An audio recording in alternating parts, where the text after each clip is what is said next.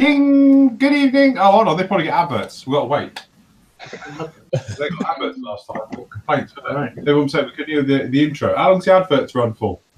Oh, anything up to about a minute. Live to see if we've got adverts. I don't know if the adverts are on or not. We need a long intro. Just a word from our sponsor. Like the adverts at the cinema. Is there adverts on this? Has somebody got us up? I'm going to go on now. It says... No adverts here. Oh, right. Okay. So we haven't got adverts. I don't know why it put adverts on last week. I'm not sure what happened there. Sound all okay and no adverts. Well done, everybody. Thank you there, Neil and Alan, for that. Well, welcome, everybody. It's great to have you. Sorry, wrong camera. As you can see, we're joined by Ron, who was on time. Why were you on time? That's the question. Because I promised you this afternoon I'd be on time, didn't I? Yeah, but you say that every time. But this time's the first time you've ever been on time, ever. In all these years I've known you, you were literally to the second. In fact, were you like circling? So I'm going to get him. This time I will be on time. So yes. Anyway, so there's me and Ron obviously here. We have Steve, who was in nice and early with me earlier. All right, Steve, how are you doing? Yeah, not too bad. Surviving just about, but yeah. We have to say Steve's not feeling it today because he's got a bad back. Yeah. We can all sympathise with that one. So if you want to bugger off early, I won't blame you. No, it's all right. So he will soldier on, being the soldier that he is. We'll talk about why he's got a Harrier next to him in a minute. Right, okay. Nathan, lovely to have you here. Hey, look, you see us in the background. We can check for lag. Actually, look, there's hardly any lag. That's not bad, that, is it? That's really good. Is it pretty clever, that, isn't it? I'm impressed. The wonders of Google. Yeah, yeah, Google's better. There you go, Matt. Matt was dissing it earlier. Anyway, how is you? I'm all right. How are you? Yes, fine. Nicely recovered and everything. And how is Ange? Obviously, she had her birthday. And little one, they all good? Yeah, it's all good. Yeah. Bless. That's it. Enjoying parenthood still? Yes. Or is it getting boring now? Can't wait for her to grow up and leave. She giggled for the first time today. So that was nice. Nice. Well, it's nice there to be for those momentous occasions, definitely. Speaking of which, all right, Matt. Shut off. Just a word from our sponsor this evening. Good evening. Good evening. How are you? Got Eurovision every week. Horrible echo. Is that? Right. Okay. Might be able to do something with that. But You can't blame me this time. I don't know. It's just that technically we're not. No, I'm blaming using Andy. the system, but I can do that. That might cure your echo. If it's not, it's nothing to do with me. See if that's cured the echo. Yeah. Matt's a bit jerky. Yeah, he is. Yeah, he's always like that. That's just the way he is. You used to see him in real life. Right. Got a nervous twitch. Right. Okay. Next up, here he is. The eye candy, everyone. Very own Rob. You all right, Rob? Yeah, I'm fine, thank you. Next. Just a bit stressed. Why are you stressed? I saw racing back from work. Covered in under seal. Oh, very nice. Yeah. So if you're wondering why you stuck to the chair, that'll be it. Yeah. And we'll talk about why he's got all that over his desk in a moment, definitely. But last, here he is, the one you've all been waiting for. Our Andy, number 78. Come in, your time is up. Hello. How are you, Andy? How's things? Fine, thanks. Why's your bench so tidy? Because I've actually been building this week a Building, right? F-84 Right.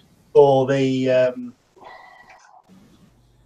SIG, Air National Guard SIG. I was going to say, is that RAF 100 years, perhaps? Or the superhero VSC? Air National Guard SIG. But I don't know, my modelling mojo this week's been a bit lacking, to be honest with you. Right. Not getting on very far with it. Very good. We will sort it out. Right, usual thing, guys. Post up any questions you've got in the Ask the Team section. Am I in the right area? Questions for Phil. Where are we? Have all this up early. Have you got them all there as well? All right, okay. So that is in the section. When you're in your categories and all the rest of it, it's in the Ask the Team. That's where you want to go. Post them up in there, and then obviously we can get to you and we can answer as many questions as we can throughout the evening as we make our way along. Live chat is open as well for everybody who is currently in there. So who have we got? Chris, Neil, Krista, Archie, Andy. That's weird. He's here as well. We've got Brett, Nathan, John, Mick, Patrick, Calvin, Alfonso, Jonathan, Alan, Jack, Mike, Vincent. Oh my God, loads of you in here actually. Alan, Mark, Tim, Steve, Marcus. Oh God, it's jumping around now. Paul, Dan. I think I've got you all for the minute. Probably a couple more I've probably missed. Loads of you in there as well. Anyway, it's great to be back after our little break last week. Obviously, I wasn't around because I'd already shot off early. And I don't trust this lot as much as I could throw, if I'm honest. The bit where they're saying, it's okay, we'll do it. Yeah, right. So, yes. But, yes, normal service is resumed and everything else. So, if you've got any questions, if you've got a specific question, can you please take the time and type it and put it in the forum? That way we won't miss them. Because live chat is moving so quick, as it is already. It's really difficult for us to keep an eye on it and answer the questions and everything else like that. Okay, so Neil just says down here, just get the ball rolling. What did you guys make of Telford? How good was the Wingnut Wings Lancaster look? Right, okay, we'll start in reverse order. Andy, highlights from the show? Yeah, the Wingnut Wings Lancaster. Or the other one there. The HK? Yeah. No, the other one that Wingnut Wings had. The World War One bomber. Oh, the 400. One best in show. No. Wings one. Is it the A400? 400. Oh, 400, sorry. Yeah, the 400. Did you not see them? Do you know the Airfix did a World War One bomber? Yeah. Yeah. Well, Wingnut Wings are bringing out the second scale one of it. Ah, right. Okie dokie. On the Sunday, they had it on the table for display. Right. But it's bigger than a Lancaster. Oh. Cool. It's huge. I'll keep The wings form, it's good. Yeah, that was really good. But it's fair, because obviously being Telford and busy, I didn't get to see everything, to be honest with you. A quick few run rounds, but so yeah, didn't get a chance to have a proper look round. But yeah, very good. Yes. Very, very nice. Cool. Very good. Okay, Rob? I'll have to second Andy, to be honest with you. I think Wingnut Wings, it was the first time that we're there, and it was really, really good to see him, to be honest with you. And I think the Lancaster, for me, is really, really cool. It's a lot better than the HK one, I reckon. Oh, yeah, absolutely. Miles, it just blew it out of the water. But I was talking to them, and they were saying, like, the detail is not going to be the same as what it was there, but it's going to be near enough. Hmm. So, and the price is about the same. So, but I didn't get to see many of the like. I got to see all the traders, but I didn't get to see the club stands. So, thanks to Steve doing the video. I actually got to see you Telford. both did a marvellous job. Wonderful, guys. And I got this at the show. I can't take all the credit though. By the way, you have to thank Sam because he filmed for a good half hour as well. Filmed a bit of it. Oh, right. So you didn't tell me that before. Yeah, I filmed a little bit because we were getting a bit bored, so Oh, right. just a bit. That explains why. I must admit, I did wonder suddenly how Steve managed to grow about 3 feet. Because when Steve's doing it, it's like steady cam and he goes along, and then all of a sudden, somehow he was down here. I thought he's like, he's just reaching up and coming down with it. Yeah, that explains it. it was Anyway, a bit I got the Wingnut Wings. He did the Hong Kong HK model stand. Cool. Very good. Right. Go on then, Rob. What'd you buy? I got that. Me and Andy got that at the show. I got the HO and Andy got the H1. Very nice. Look, that'll go beautifully with, obviously, hold it round again, up to the camera. Yeah, it will as well, because obviously the Hobby Boss B24s Oh, yeah. out, isn't it? Yeah. That's a good idea. So look, you could do it now. You got both of them. Wow. You see the size of that thing? It's like, yeah, massive. Cool. Very good. Okay, Matt, highlights for the show? Mac 2's Comet. Cool. And the thing is, he's not joking either, because me and him went round and looked together, and he was like, ah. Funny enough, on the way to the show, we were talking about Mac 2 and what the release was going to be. Yeah. We actually said it would probably be a Comet in the van on the way up. There you go, you see. I love the old. Matt's always in front of the curve with the latest releases coming out and everything else. So, yes. Anyway. Very good. Talking the latest releases. Go what's in the show. Available now from the PM Store. The Blenheim. In better resolution. Blenheim. Yeah, clearly the versions that are available in the shop aren't quite as pixelated, and you can read the text. It's obviously air fixes for people who can't see it, because if you're watching it on a screen, something big, you'd never notice it, would you? For everyone at home who's watching on a 65-inch TV, that is the Airfix Blenheim. So yes, very good. Right, Nathan. How was the 6 for you? The highlight of the show, I can't really pick one. It was a good Telford. It was just a classic Telford. Was it? Okay, hold on. Here's a couple of highlights I can jinx, like perhaps jog your memory. The one where Rob stood back and took all the kits off and broke them all. Okay, yeah. Yeah. They're not going to bring that up. Or was it when the Gigants got knocked by someone's backpack and a giant dominoes effect? Well, there is that, and there's the moment where I tried to fix Andy's Gigant before he saw it.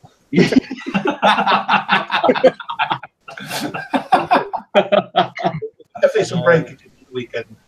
I thought it was a good Telford. It was like one of those shows where it was over in a flash. It was, yeah. But yeah, Wingnut Wings was good to see. I won the Zukimura raffle. Oh, well done. I didn't know that. Yeah, he did. Yeah. I won a book for a kit I've not got, but never mind. Right. I don't know. And I got to stick my hand in a Messerschmitt 109. That was quite good as well. Sorry, explain that. Well, Is that what she called herself? well, that's what she called herself. And there was no. We were basically cheeky monkeys, and we said, could we have a look at the cockpit of a Messerschmitt 109? Right, can we go back a bit? This is at Cosford, yes? Cosford, yeah. Yeah. So he said, well, I can't open it, but I basically managed to get my phone inside the cockpit and get some really nice cockpit shots. That's So the bit where you drop your phone. I said, well, he said, if you drop your phone, you're not getting it back. So that was good. Going around Cosford, it was just a brilliant weekend from the minute we got to Cosford to the minute we went home, really. Very It was good. hectic. It was busy. Very good. Okay, Steve? Well, apart from the rude American, who reckon they ran him over. We've just done it again. But You haven't got form in that area, Steve. he came and he said, yeah, when you're at the other side of the hall, you ran me over. And I says, well, why didn't you say something at the time? Because I never felt And he says, surely you felt some resistance. And I said, resistance? If I'd have run you over, I'd have felt it. Just didn't know what she was doing. But if you catch somebody, you don't wait 10 minutes, other side of all, and say you caught me. You know? Like do. And if you don't Sometimes do we can't. oh, bloody knobhead he was. And he even looked in knobhead. But anyway, but no, I must admit, I was surprised by Airfix's Hellcat. I must admit, that looks really nice. Yeah, we never guessed that one, did we? No, never saw that one coming. And fair, that's right up my street. I'll definitely be getting that. Yeah, I will as well. I think it looks Yeah, I must admit, it does look nice. I'll be getting it as well, and I will build it.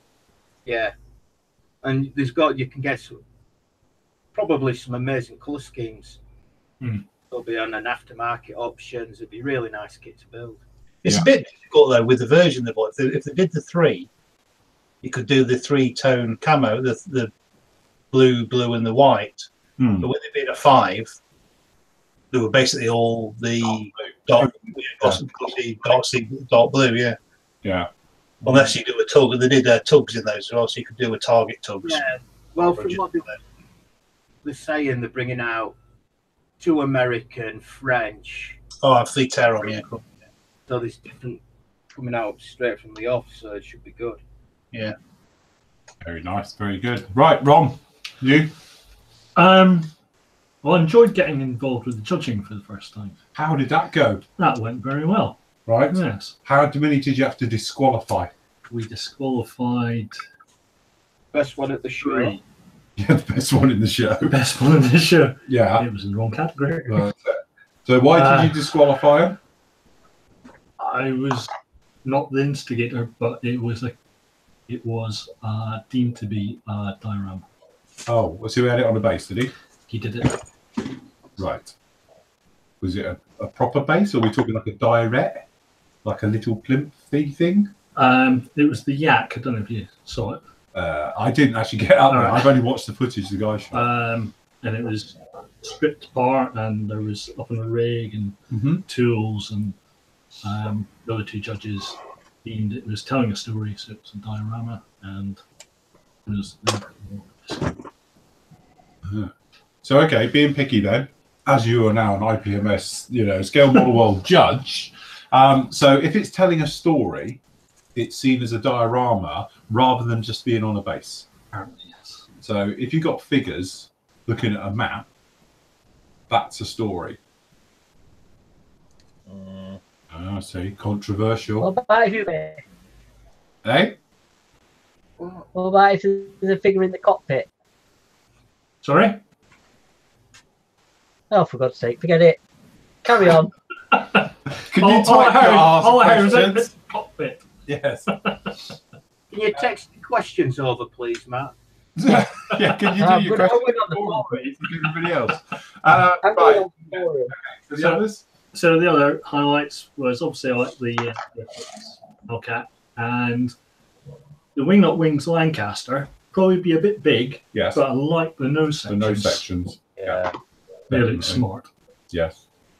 As So, I say, it was great because we obviously got to speak to Wingnut Wings after Saturday, wasn't it? When we were leaving, we all bombed around there, and it's great to talk. What I really liked about them is that they were very open. Because I asked, like, okay, which one's out? And they were like, they all are. And it's like, so you're not doing releasing? They're like, oh, God, no, we're just going to release the lot. So that was nice, very refreshing. Then I asked about the nose sections, and they were saying that obviously at the moment they had like the Mark III there, but they're planning on doing all the different versions because apparently, according to them anyway, it's only the nose sections that are different.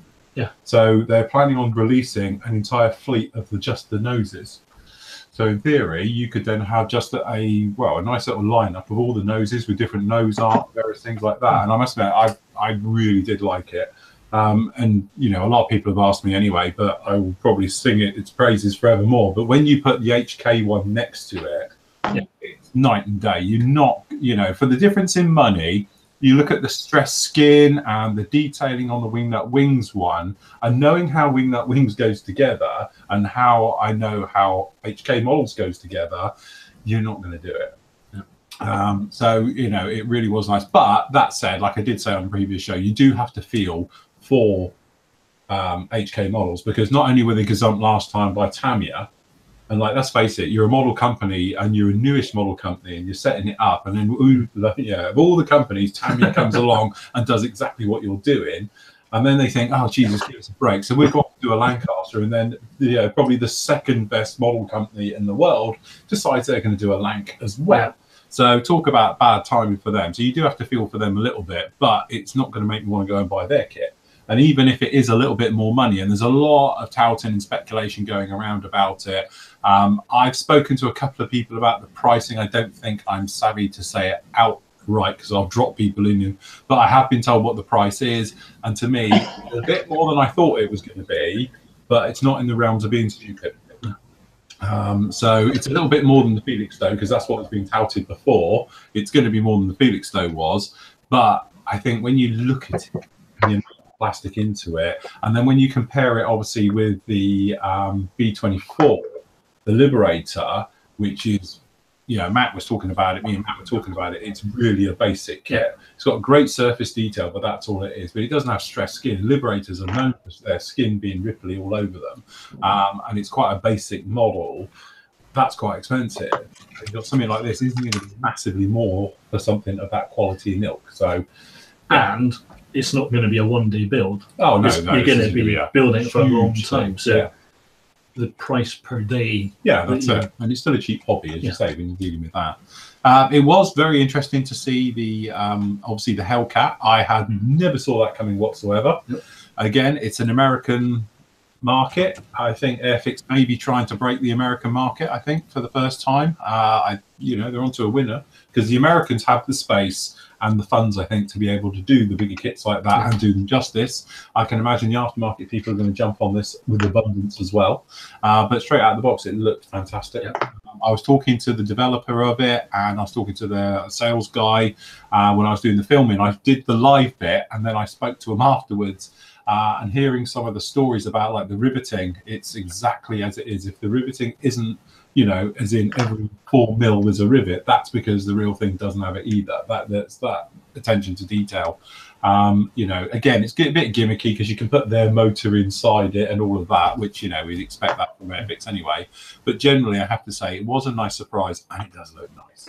And because it's blue water aircraft, you can fold out the wings. It's not going to take up room like a Mosquito or some other thing, and it won't take up the room like when I did the Typhoon or anything else like that. So from that point of view, I think it's going to be quite a good one to do, and I am looking forward to doing it. The other one that I absolutely loved, but I wouldn't do it, was the was it HPH Dakota? Oh yeah, that was because that is just, it's massive, it's horrendous cost, because when the thing is, they said to you, you got the price list and like, okay, the kit is, and then it's all the aftermarket, the flaps that go with it, all the bits, it's all extras, and when you look at it, it's like 300, 400 quid. I think if you bought everything, it was about 700. Yeah, it was about 700 if you went for the lot, wasn't it? I think we worked out about 720 quid when I got my calculator and totted it up. But it is beautiful. Yeah, I tried to capture it when I was doing the live ones, running around showing the detail in there. But just when you look in the wheel well, and you can see the back of the engine with the firewall and all the rest of it, the plumbing just in there is it's a miniature masterpiece right on its own. But all that interior throughout the entire as well, it looks stunning. It's a shame you're going to put it all together and lose a lot of it. But yeah, it was on another level. I know they're pushing the Peacemaker again. Keeps holding it up. Like, what'd you do with it? That's the thing. But the Dakota was really, really nice. I like that because it was there last year, but this year it's been finished off. They got all the stuff in there. But you say you were into the realms of getting you £1,000. Yeah. And that's a lot of money when you're dealing with kids. But yeah, there was some very, very nice stuff. Big thanks to everybody who came and saw us. Big thanks to everyone who bought from us on our nice new big super stand. So we are going to be there next year. We've already paid for it, so it was amazing. I think it's what do we have? It's God, I can't remember what it is. How long? What's the footage? How many footage did we have? Can we remember? 24. You had 6 tables, didn't you? Yeah, it was 6 tables times 24. 36 feet, wasn't it? 6 sixes, 36, isn't it? 6 foot tables. So yes, so that was nice to us, all spread out. We had all our own room and the various bits and pieces. So yes, we'll be back there next year, even if everyone from Europe won't be. That's a concern. So yes. Just seeing Chris there saying that yak was brilliant, Ron. I thought it was brilliant as well.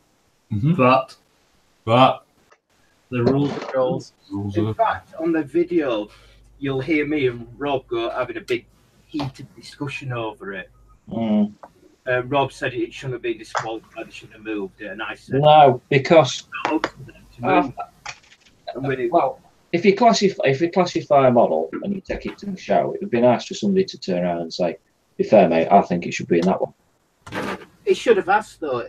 I know it should have asked, but it's the rules also. It says on each category a breakdown of the rules, what you should be doing and what qualifies it, and you should read it. I know when only time I ever entered there, I've had 2 competitions, both times I had to read and I've had to take figures off the models so I didn't go into another category. But it is very confusing though, isn't it? There's so many different categories. It is hard to. It's very Somebody confusing. did say to me, why wasn't it just moved into the diorama category? no, I don't believe in The that. problem is, if you start moving models into a different category, what happens if it's moved into the wrong category? Yeah. It's a can of worms. You'd end up moving so many kits. But like you said, Nathan, all you have to do is get in touch with the competition secretary in advance and they'll tell you. Neil's pulled up a good question, which is a good one for Ron. If a model is posed taken off on a runway, like Phil's F-16, is that telling a story? Yeah, good point. Yeah. Because the gear's retracting as well. Ron, Yes, Ron, would you disqualify my F-16? would you disqualify your MiG-21 next year? Yeah. You're disqualifying yourself. What category do I put it in next year? Yeah. Chris has put a picture of the yak up. Yeah, there's the yak in question. It was stunning,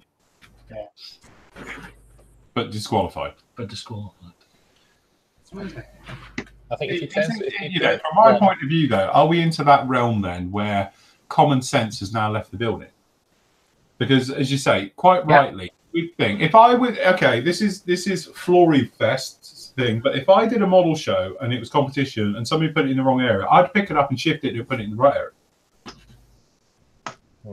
The problem is if the person whose model it was thinks it was put into the wrong category, Well, beats being disqualified. and didn't win anything, Yeah, would he then turn around and say, "Why did you move my model?" because you're going to be disqualified unless I moved it. Yeah, So that would be my point to but it. I think you're just replacing one problem with another. Yeah, but then if he's going to get disqualified, what difference does it make? Well, can't there be another award for like a highly commended? But in the wrong But category. in the wrong category. just have a wrong category. Put all models in the wrong category in a one category. Yes, the winner of the wrong category goes to. Winner was plastic. Yeah, so you know how good it was, but unfortunately, it can't win because of a certain situation. When I was on Matt and Phil's stand, a chap came up and he was after a kit. I can't remember what he bought. It was a 72nd scale kit. And he was an American. And he says, "Oh, you've seen feet. Eh? Did he have bruised feet? I don't know." And a Civil War hat on. And I said, "Are you going to build one?" Well, I need it because I need the instructions for it because I've entered the kit into the competition. So he wanted to make the instructions. That's all he wanted was instructions to put onto the competition table. Yeah, that's for the out of the box category, isn't it? Yeah, but aren't out of the box allowed seatbelts? They're allowed to do a couple of things. They're allowed to do seatbelt and Rigging. different scheme. But that's not out of the box, though, is it? No, it's not. Because Well, you then- got done. If it was an Done. Right, okay, so this goes back to that other question we were talking about the other day about if you was to put riveting on your model, you haven't actually added, because all you've done is put tiny little holes all over it. What difference is that to painting it? You're taken away from it. Line. Mm. Yeah, Or some of them adding another panel line. You're not taking anything away from it. You're not adding out. Yeah, but you can't re-rivet But your you're- plane and put that in because technically that's But not out of the box. you're adding detail that wasn't there in the kit. Yeah, but it's not adding anything. You're not adding, like, say, I put some photo X to the kit. No, but you're adding detail, aren't you?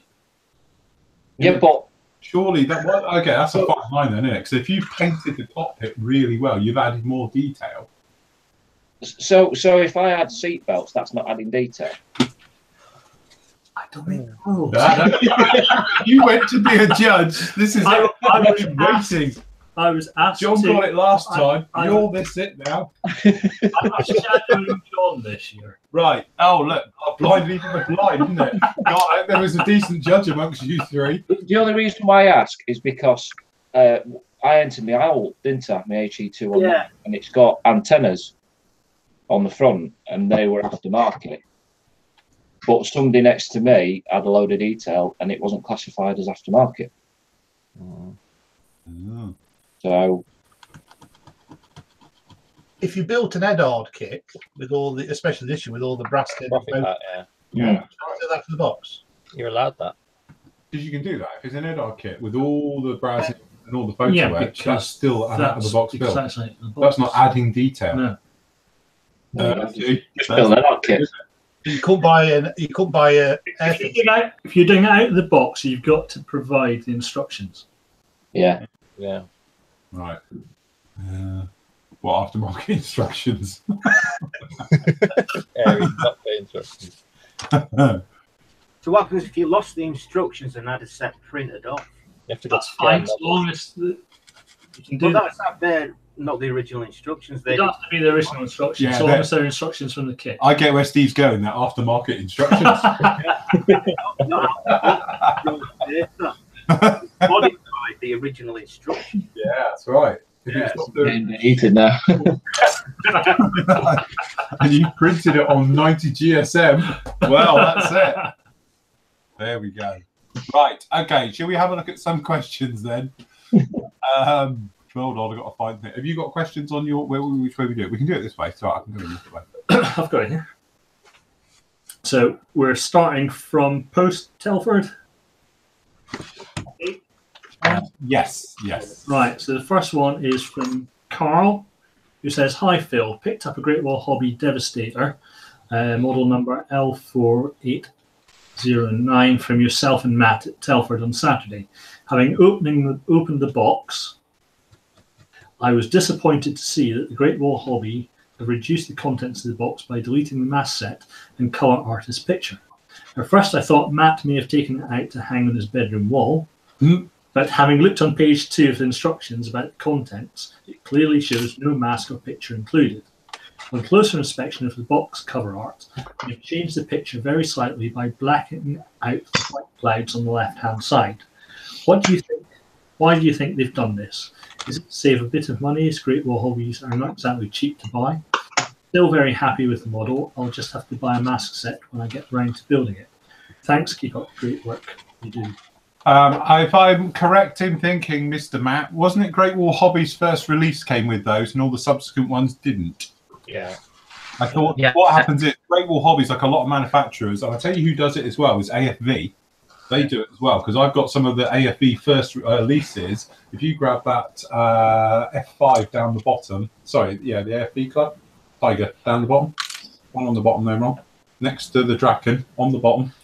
All right. That's it. You're putting it. Yeah, sorry.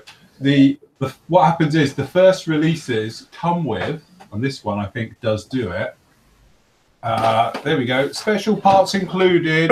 First editions only. They are a classic. So in here you get this, which you actually get various bits and pieces, but also you get this, which is a very nice sticky the artwork, and also you get this data file that Lee thingy majiggy, which is really, really nice. If you can see it, it's actually part of the plastic, but it's only on the first editions. So in my youth, I say that now, I'm like 45 plus, I used to actually buy the special edition first ones that came out, because I know they used to come with them.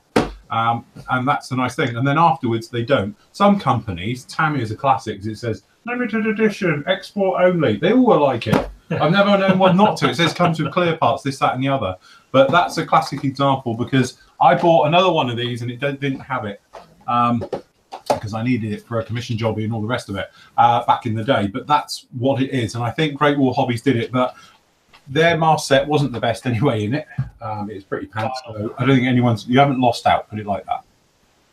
So yes, but it's definitely not Matt skimming the parts.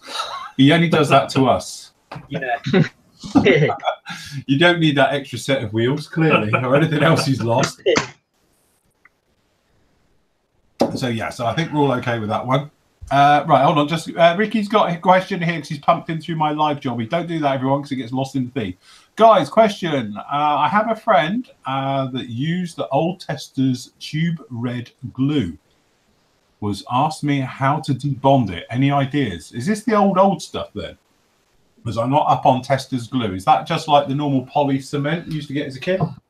I used to have a jar of Testers. It was a bit like extra thin, but not as good. Right. And it came in a round jar with a brush on top. So maybe. But I can't. Sorry, Ricky, because I don't know unless one of the team here has got it or somebody in Livey land.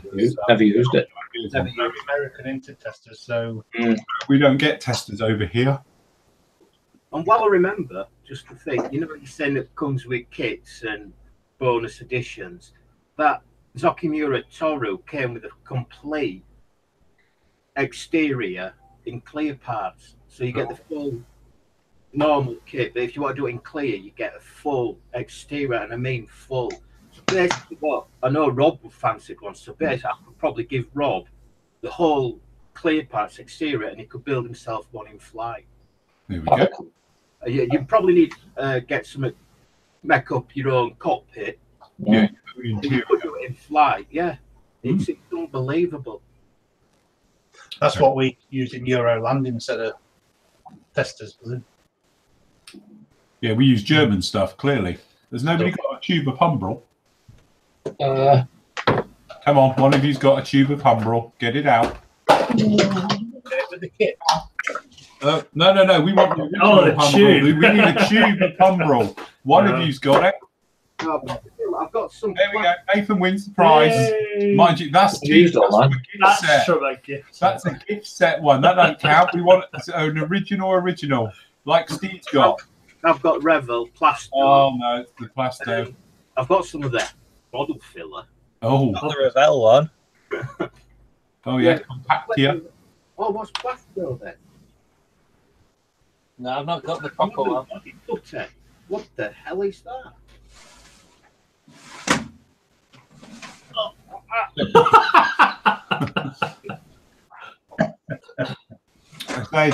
Steve says Tesla's glues came in the red tube, was very gloopy, probably resin based. Well, that sounds like the old polyscale stuff, doesn't it? As for debonding it, if you wait about 40 years, it just falls apart, doesn't it? It just cracks and comes apart, if I remember rightly.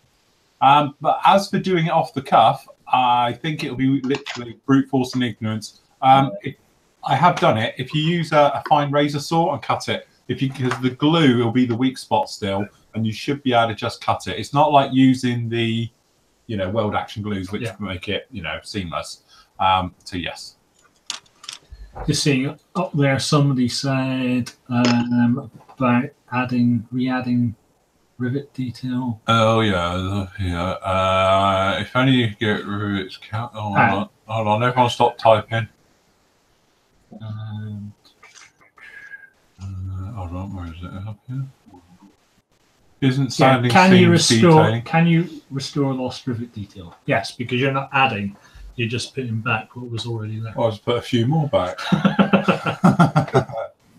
Oh, right, okay. There you go, Chris is in. I hope you realise, Chris, the whole reason we're going to be up late on Saturday night is because of you. How many IPMS judges count rivets? Yes. All of them. Every one. I had somebody come to me at the show and they were talking to me and all the rest of it. And the funny thing is, I had a gentleman come and speak to me when we were at Eindhoven. He said, "You won't like me, I'm a rivet counter." And he goes, "I know you don't like rivet counters." I explained, it's not that I don't like rivet counters. I like rivet counters because they push it. It's just personally, I don't care. I'm not that worried about it. If it looks like it, that's good enough for me.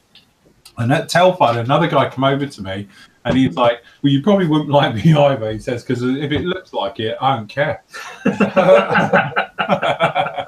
I've had both polar opposites of people come over and he's like, "Honestly, I just don't care. I just build models." And he says, "To be honest, I don't even build them very well." I said to him, "But the thing is, do you enjoy it?" He goes, "Oh God, love it. I've been doing it as a kid." And that's it. And that is the whole point of it. You don't do these things to literally, make your life stressful and hell, do you? The whole point is you do it for some fun and relaxation. So that's good. Well, it does become stressful. Oh God, yeah. You can make it as stressful as you like.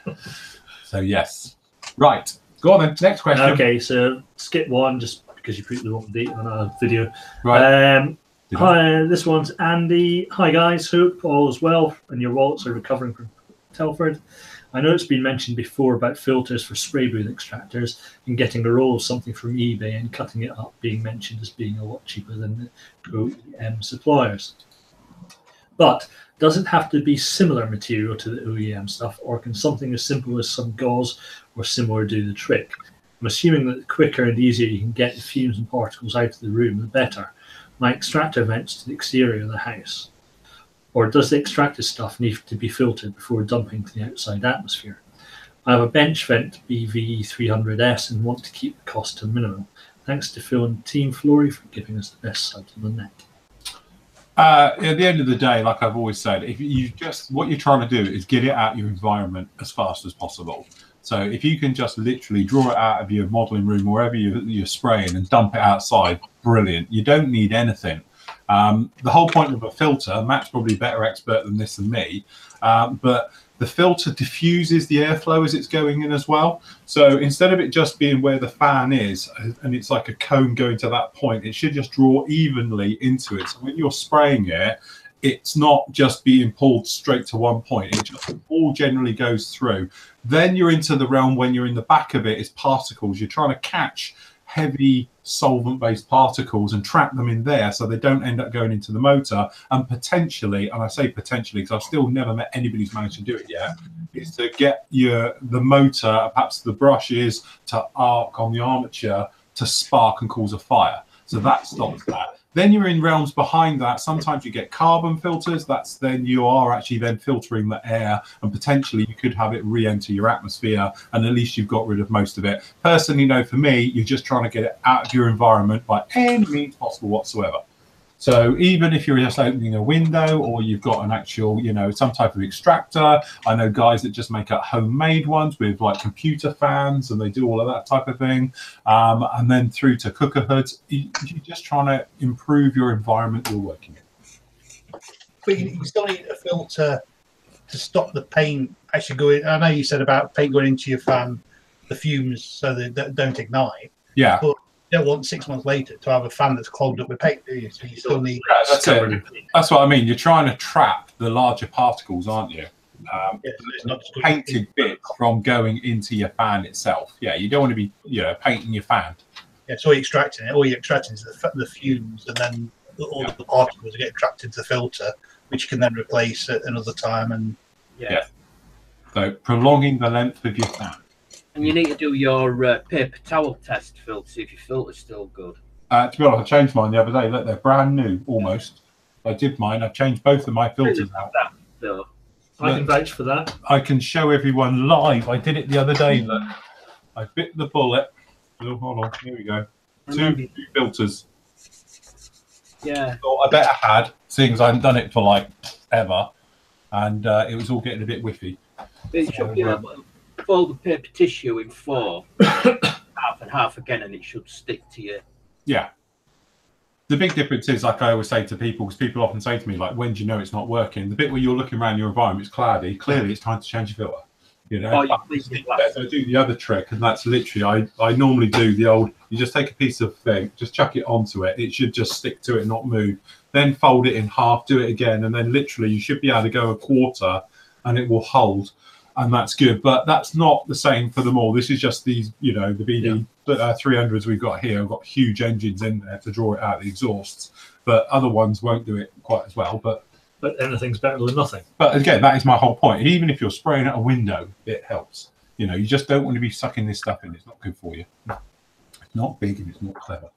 Yeah, it's good in the summer when you get them little insects fly in front of it, and you just see them all of a sudden just get sucked in. Can I just get a question out of chat before it gets lost in the...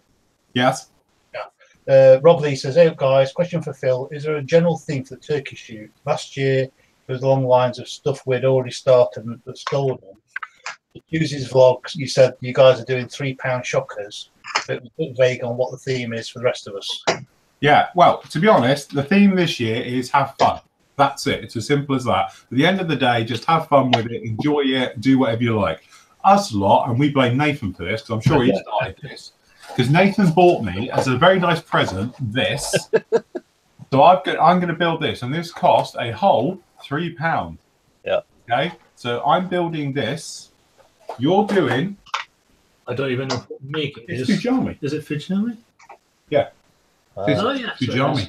Yeah. It doesn't say on the front. No, it doesn't say on the front, but it does say very small wording on the side. £3 from the kit swap. But you're cheating, because that comes with aftermarket. And it's got some photo etch. Oh, my God. It's not even started. It's half built. Doesn't count. Oh, he's lying. Look, it's got photo etch in it. Can't believe it's got recessed panel lines. And white metal ejection seats. I tell you what, this has got ejection seats. lines, and the plastic is sharp as hell. How old's this kit? You got a date on it? Quick, somebody get on scale, mates. What is it, a Fujami what? Oh, Jammy Hawk T1. I'm looking for a kit number for you. Got the kit number on the box. Yeah, but it's in Chinese. It's in Chinese. Squiggle, squiggle, squiggle. Oh, hold on. Hold on. Kit number is. Oh, somebody's put a bloody piece of felt tip right there. It looks like 7A. Kit number 7A. But I'm sure there's dash something else. Oh, yeah. There you go. 7A something. Something 450. There you go. Who's been having curry? That's the one. But this has got recessed panel and looks really, really nice. King Kit got one for £11.99. Ooh, did it come with aftermarket? Doubt it. Good. Right, Steve, show us your £3 quid kit then. Well, this, I must have put in a bid on 20 different aircraft on eBay, and eventually I've got a Harrier GR3, 72nd, still sealed. And that's the old one. Oh, I don't know. I bet it's got to be a bloody nightmare. that's rough, that one. Yeah, you do realise they do a new one now. It's But not for £3. try finding a kit for £3. Well, it was £2.99 actually. Still sealed. But to be unfair, play to the woman, she said last night that sent an email saying it were only posted yesterday. It turned up this morning. Ooh, Factory fresh, everything in a bit battered, but yeah. very nice. Was postage included in the £3? No, don't be daft. So it's not okay, is it? £3. How much did you spend to go to Telford, Rob? Yeah. Good point. So I think I've won there, mate. Right. One's kit from 1983. 1983, was it? Oh. That's the year old It one. looks a lot older, to be honest. So, right, Nathan. I £3 wonder. the one I bought in Telford in a plain brown box is the Matchbox ME262. It's not a plain box. Somebody's turned the box inside out. Yeah. Weirdly, it's got this inside it. Yeah. Why would they do that? They turn the box inside out. But on the other side of the box is a Matchbox ME262. Oh, right. Very Weird. nice. It's got Well, it's the got deck like gonna be panel all right. lines like the Panama Canal. Good old Matchbox. Yeah. To be fair though, Nathan, see the state of some of the modelers at Telford. Yeah. If you buy a brown box and actually dare open it, braver than I am, mate. It could have been over there. It could have been absolutely anything. Do you see what Rob's got? Oh, God. I blame Nathan. That suspense going. Right, Matt, show us your £3 wonder. I can't. It's not here. Oh, No. Sorry.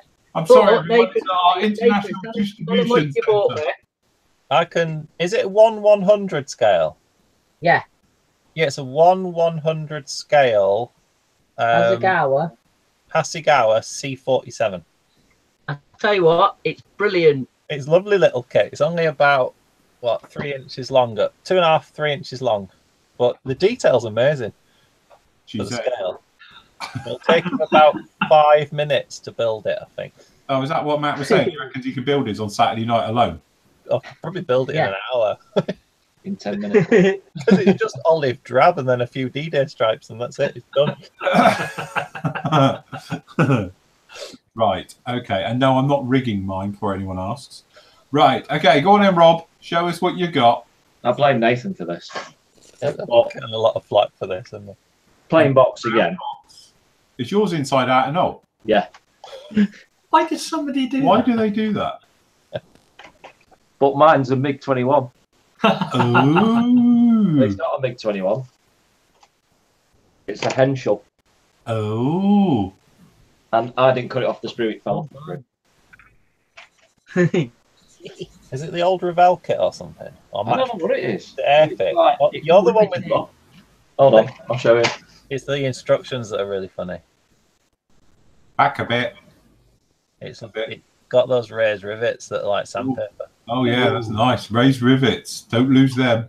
It's I the don't know where the instructions that are really funny. Right. The instructions are brilliant. Big Step week. one. Step one. Oh, what's That that? two's cut off. 3 and 4. What happened to 3 and 4? It's on that side. Oh, right. Well, it's going to be a blinding kit when it's done. Is it? It should be all right. Whose kit is it? Who's the manufacturer? I think it's Airfix. It's Airfix. Yeah. 72nd Enshall HS123. Probably the oldest kit in the so far. Maybe that Newport's older though. No, Andy's going to top trump you with the old one. Oh, is he there? Right, go on then, Andy. Show us your wares. But I've got a choice of two because Nathan said, "What do you want?" Because he's the king of finding these kits. And I said I wanted a World War II US Navy. So he bought me a Corsair. Sorry, no, this is a Hellcat. What is it? Bloody boxes. In a Seahawk box. But on closer inspection, it's the wings are missing off it. Oh, right, that's a problem. Are you going to do it folded? Yeah, very, very folded. And it's also got the Royal Navy markings in it, not US markings.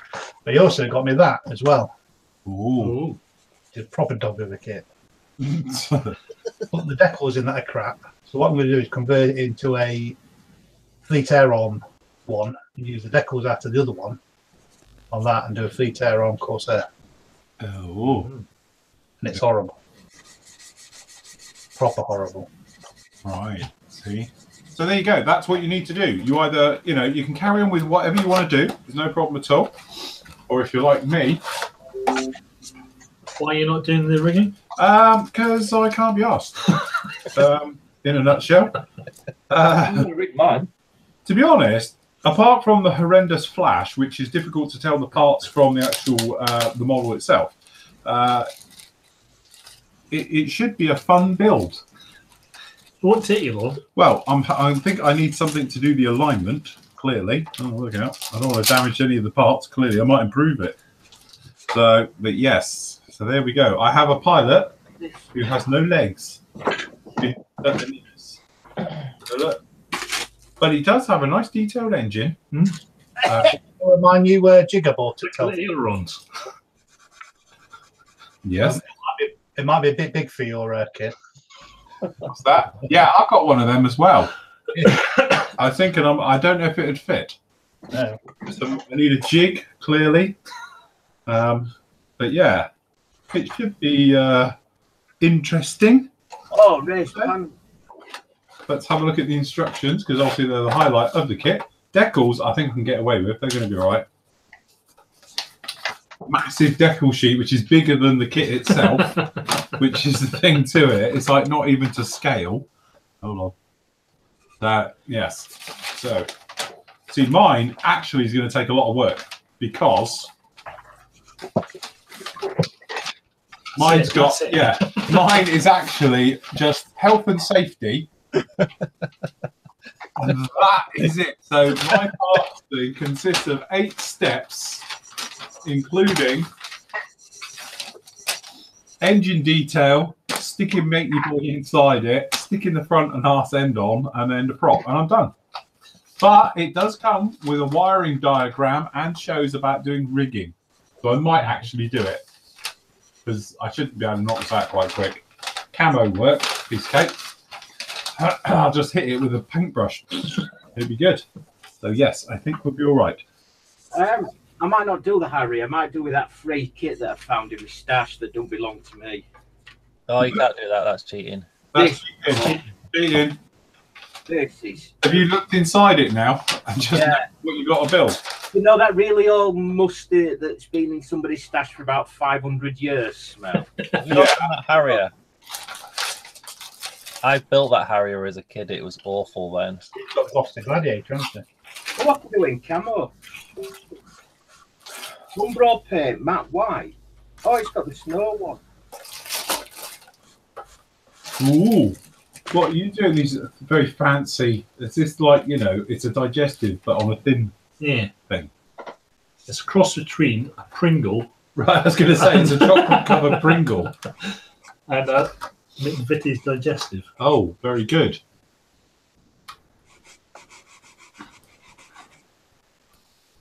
It's like a 1/72 scale digester. No, it's not.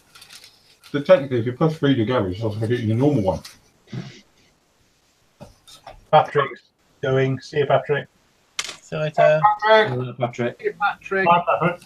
You are Harry, by the way, Patrick. It's that bad, is it? Oh, you ran to kind of. Yeah. Has it got the rivets that if they were in scale, they'd be about the size of a bucket? No rivets. It's got raised panel lines that would be about 4 foot high. Right. Hasn't it got the movable nozzles? Yeah. I don't. Yeah. Oh, they might do. Yeah. Yeah, see, don't knock it. Spanner. Number 8. Why has it got a spanner? Ian George says, if I get time, I'll do an Airfix kit I got from Discount Oh, Supermarket. yeah. Movable nozzles. Yeah, Lidl's do a good deal. Yeah, the little kits are a good candidate for the. I know. I bought 4 of them on Sunday. Got a pilot and a chair, no cockpit. Are you going to be doing it in the winter camo? Yeah. I'll brush paint it. Oh, we've got saying happy birthday to Rob. Yeah, happy birthday, Rob. Happy birthday. Is it Rob's birthday, is it? Yeah. Right, go on then. All together now then. Happy birthday. Happy birthday. birthday to you. Happy birthday to you. Happy birthday to you. Happy birthday. to you. Happy birthday. Yes, don't overdo it. See, it's a bit like being in a Chinese restaurant, isn't it? It's one of those places where you're there eating your meal and every 2 minutes it's someone's birthday.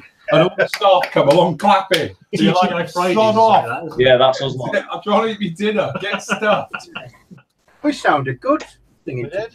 Yes, we could be a barber quartet. Just singing happy birthday. Not going back in here. I don't even know there is 6 of us, but it's fine. The Flory. Flory choir. That's it. We can go around terrorising people at Christmas. Say, look, we're not leaving until we get cash. Rob says, I wish you'd never mentioned it now.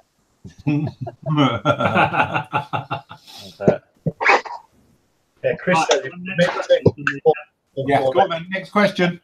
Right, this is from John. Have any of you experienced issues with decals overcoated with Tanya's X86 without first gloss clear sealer coat? What's the problem? Never used it. Is that a problem? Dunno. I do it all the time. I missed that, As sorry. long as the surface is smooth, it doesn't have to be. Yeah, just say to get wrong because you cut out a bit.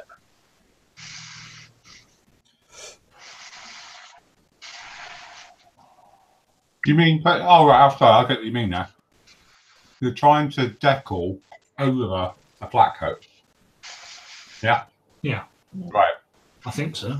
If you've got yourself a little weathering stick, probably a little bit bigger than this one, because they do start out a little bit bigger. Do you know anybody who makes them? Apparently, there's a very well-known company.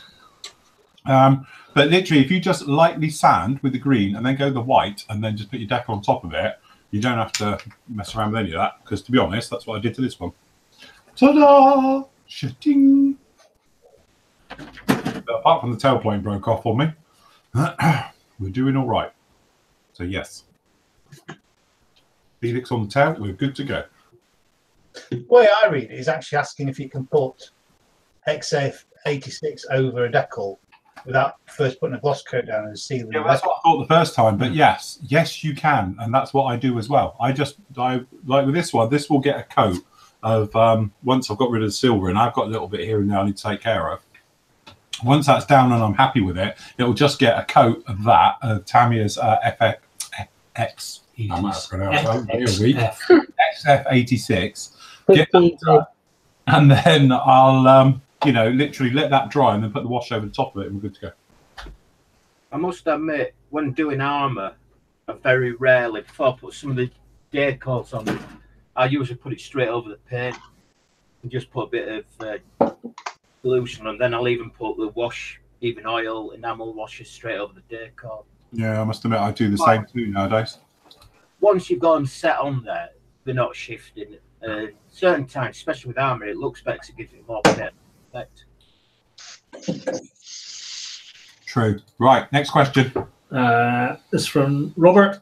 Evening all. Nice you meet a few of you at Telford. I have a little issue with Dispain, I call them. Dispay. That's not how you say it. I've just made up the word. Right. Because no one knows what they're called, so I'm not wrong. Dispay. Right. I splashed out on the circle cutter and realignment tool. Now thought the realignment tool would do its job and realign, but no, does it help? It's easily 1 millimeter out each time. Steve, I know you have one of these. Have you tried it yet? Tried contacting Dispay, but no reply. Keep up the good work. It says Andy. If Andy's got one. Andy's You haven't got the alignment tool, though, have you, Andy? I have. I bought the alignment tool at the show, to answer it, and I've tried it once, and it didn't align it properly. But I've not really messed around with it. I've got a feeling that as you turn your circle cut around, it all depends on which angle your cutter's at. So when you start cutting, you need to make sure that your cutter's parallel to the line that you're cutting, if you know what I mean. I know it's a circle, but so it's started off on the right track. Otherwise, I think you might be able to get it out of alignment. I've not really had a proper try with it, to be honest with you. But yeah, I bought the alignment tool at the Telford. Yeah, but it is just about yeah. So I've not really because I haven't got it. I have played with it, but I haven't used it. If that makes sense. Yeah, well, I had a quick, literally a very, very quick go with it, and mine didn't align. But I'm presuming that's just me not reading the instructions and either through the original one in the first place, and she had to come and bring me a new set of instructions. Right. At the weekend, because I was moaning about it that it didn't tell you the sizes of the cutters. Mm-hmm. She opened the box up and she said, "Yeah, it tells you here." I says, "Oh yeah, I threw that bit away when I opened the box." So she actually bought me a printed bit of the instructions where it tells you what the sizes are. But I need to have a proper sit down and play with it and see where I'm going with it. Right. Cool. So here we go. Perhaps it was worth having a play.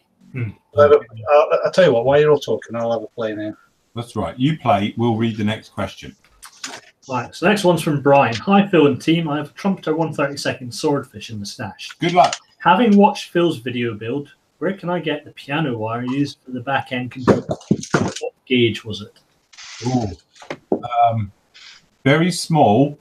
To be honest with you, I don't know if it's not in the video, because bearing in mind that's probably 12 years, no, not quite 12 years, it's probably about 7 or 8 years ago now I did that one. I've got, and I've still got it up in there, it's all rolled up, is piano wire various lengths. Building a long time ago. Built that kit. Oh, yeah. Get aftermarket stuff for it. No, he's on about I redid all the control surfaces. Piano wire. You can get a photo etch set for the rigging. That comes with it. But I did the drilled out and put all the control lines in, running from the cockpit to the tail and everything. I don't know what it was, to be honest. It was a long, long time ago now, and I don't have the model here because for everyone who's been here a while, you'll know when my shelf collapsed, it was under it. So at that point, it left the building via the dustbin. So unfortunately, it's no longer with us. It's gone off to plastic landfill heaven. So while you're on about control, I'm talking to the guy at Gaspatch and buying some turnbuckles, and he was telling us that if you on virtually all World War I aircraft, if you're getting aftermarket turnbuckles, get one of 48 for the control wires because they're smaller than the normal turnbuckles for the rigging. That one. There we go. And he's one of the best traders. The guy's so knowledgeable. Yeah, really he got it all right. He's getting pictures up on his phone to make sure I'm on about the right aircraft and bits needed. The products are fantastic. Really are. You all right there? Yeah. Allergic to digestives. Right. The tenner you gave me. Cool. Very good. Excellent. Okay. Next one's Andy. Hi guys, one from Matt and Phil. Ooh, controversial. Any updates on PM stocking Hataka lacquers singles as well as sets soon? You mentioned it before, Telford, and I can't wait. There you go. I'll let 8-Bit explain. Over to my esteemed colleague. Can you hear me? Yeah, go on. Yeah. Can you actually hear me? Yeah. Yeah. Yeah. Well, it's in the pipeline. Pretty much nearly going to be done and dusted. Hopefully by the end of this week, properly done and dusted. Now we're ironing out some minor issues that we've had this week. Yeah. I will definitely know one way or another Friday when we're getting it. But yes, we are going to stock it. Yes. To be honest with you, we thought we had a deal done and dusted, and yeah, it didn't quite work that way. The goalposts have moved. Yeah, the goalpost got moved from us. We thought we. And we'll leave it at that. Yes, we thought it was Okay. done and dusted, and we'd have had them in stock this week, and it hasn't quite worked like that. But we are intending to stock them. We are still in line for getting them in. It's just we've been run around the houses, shall we say, to do it. But yes, we should be. Well, it'll be on the site within 2 weeks, won't it? December If you can release. get it to us, yeah, absolutely. Yeah. December release, definitely. So it's still going ahead. It's just that, we thought we'd all sorted and done. And, we did the old, spit on your hand, shook his hand, and away we went. And then next thing you know, it's like, well, actually, it's like, hold on, thought we had a deal here. Anyway. I won't say another word. I need to put colours anyway, Matt, for the V2, because they're not in the paint set that I bought. So that way it's for you to stock them. What? Right. Yeah. Yeah, there's a couple of colours that are not in there. Right. Because I want to do a nice camouflage scheme, so and keep it all Hataka when I build it. Right. I do actually want to say, if people could just pipe up, are they going to be using, if when we get them in, orange, red, or blue line? I want to do a bit of a quick survey, please. Orange. Yeah. Lacquer. There you go. Sold. Next question. Done the acrylics, didn't they? Right. Okay. Next question. Next question from Carl. Hi team. Just got myself Mr. Color leveling thinner for the first time, and will be using it with Tamiya and AK Real Colors, and was wondering what's the best thing to clean the airbrush out with. Leveling thinner. Lacquer thinner. Yeah, you answered your own question there, to be honest. Same stuff. Yes. Just use the Mr. Color leveling thinners. Yes. Yeah, it's a really good airbrush cleaner. Next one, Alan. Not a question, but for those of us who could not get to Telford, many thanks to Steve and Rob for a fantastic job on the videos. Your personal comments in the competition area really added to the film. Great stuff. I'd like to apologise for that. But any harm caused? I thought we did well, me and Rob. Yeah. No, you did. I must admit, it's amazing, you two. I often worry about you, but I must admit, that when we were filming, we were going nice and slow, and Guy said, "I'm going to have to let the public in a minute." He didn't quite say it like that, but yeah. Yeah. So we sped up a little bit, didn't we? And then first trickle came in, so we thought, well, I know, we'll just move a bit quicker and go up there. And then this tidal wave came in, so we thought, sod it. It just got ridiculous. To be honest, that's the same thing every year when we do it, though. This year, I must admit, I didn't get a chance to go and see it, but we've done it, and it is that thing. We usually get in there for media, and then literally, you never have enough time. Joe Public turn out, it's really difficult to film there. You just can't get in there. Yeah, I think it's getting a flavour of it and getting the stuff that most people are interested in. No, you did, and you did a fantastic job. Well done, guys. Yeah, really interesting. The helicopters were incredible. Yeah, they were good, weren't they? Yeah. You see that Milmy 8 Phil. Yeah, lovely, wasn't it? That It one. was. That one nice. We need to do ours. Yes. Yeah. That Yeah, comment on that on one. the video. Yes. Almost me for that. I tell you what, it's amazing the uses for this thing. It's good for your phone as well because I've got a new phone. Look, I have a new phone. I've joined the master race now. I've got a giant phone. But Have you got the, Face ID, I'm okay now. But the trouble is, my new case hasn't got the old fold-up thing. So, but actually, it works really well in here. Ta-da! So I'm good now. So I'm all right. is that the big iPhone, Phil? It is, yes. Would you recommend it? No. Yeah. That was. I tell you what, hesitant. the camera is amazing because when I was down at old Doc Martin Land, I shot from one side of the harbour to the other and really zoomed in, and it does this really freaky thing when you go to take a photo because it's using both cameras. So obviously it sort of you do that thing of like you take a photo and it works it all out, and it was crap, and then it went pin shot, and you're like, how did it do that?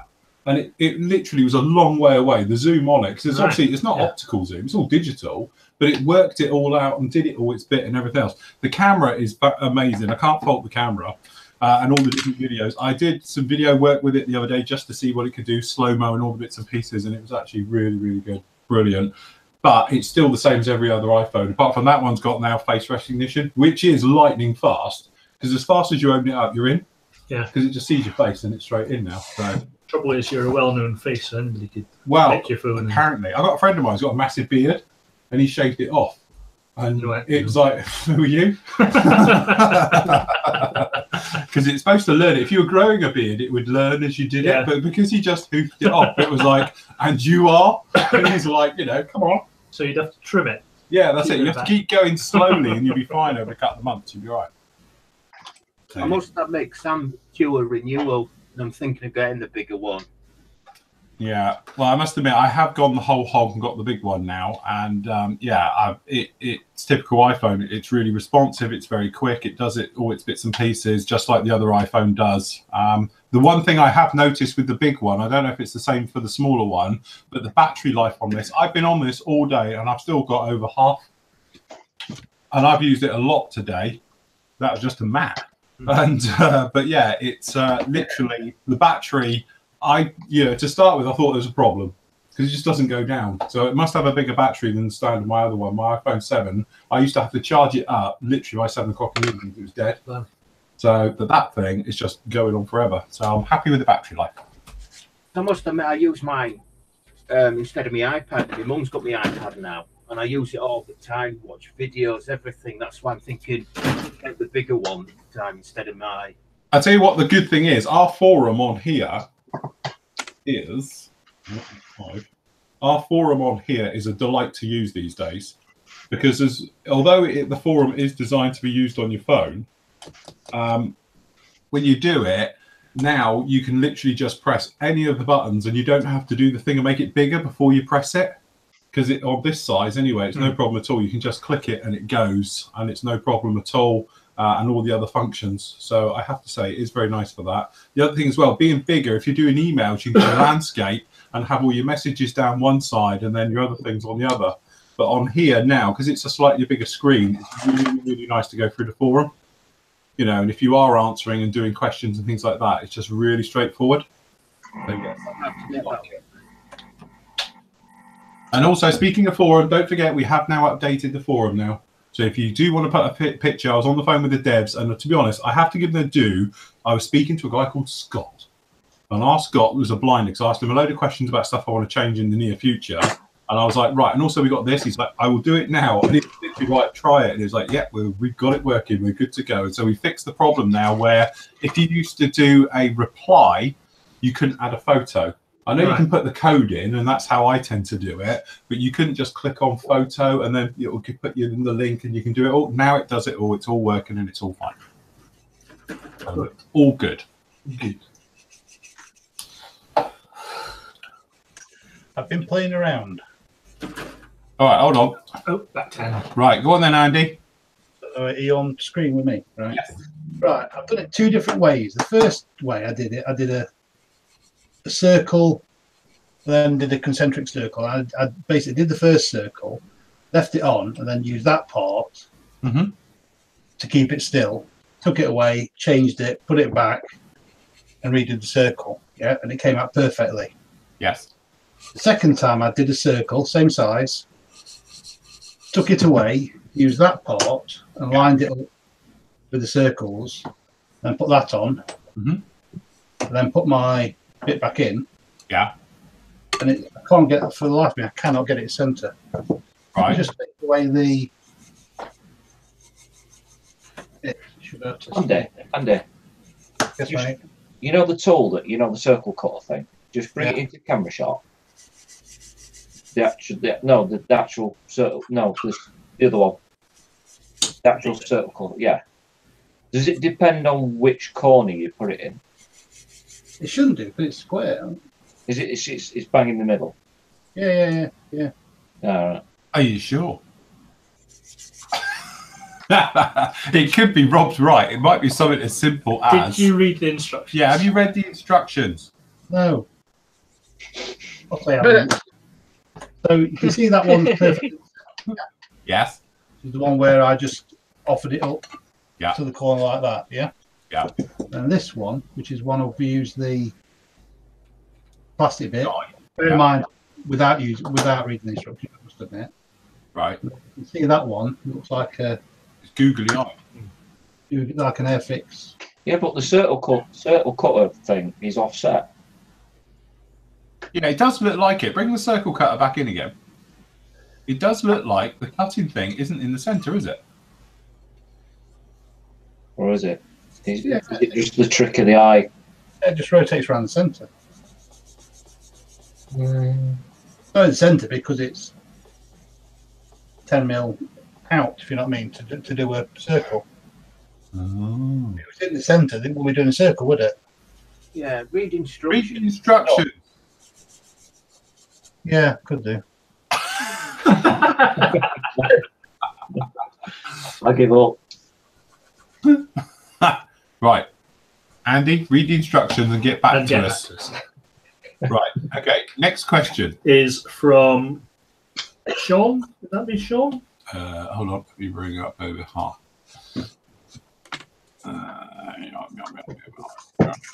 Leveling thinners. Alan.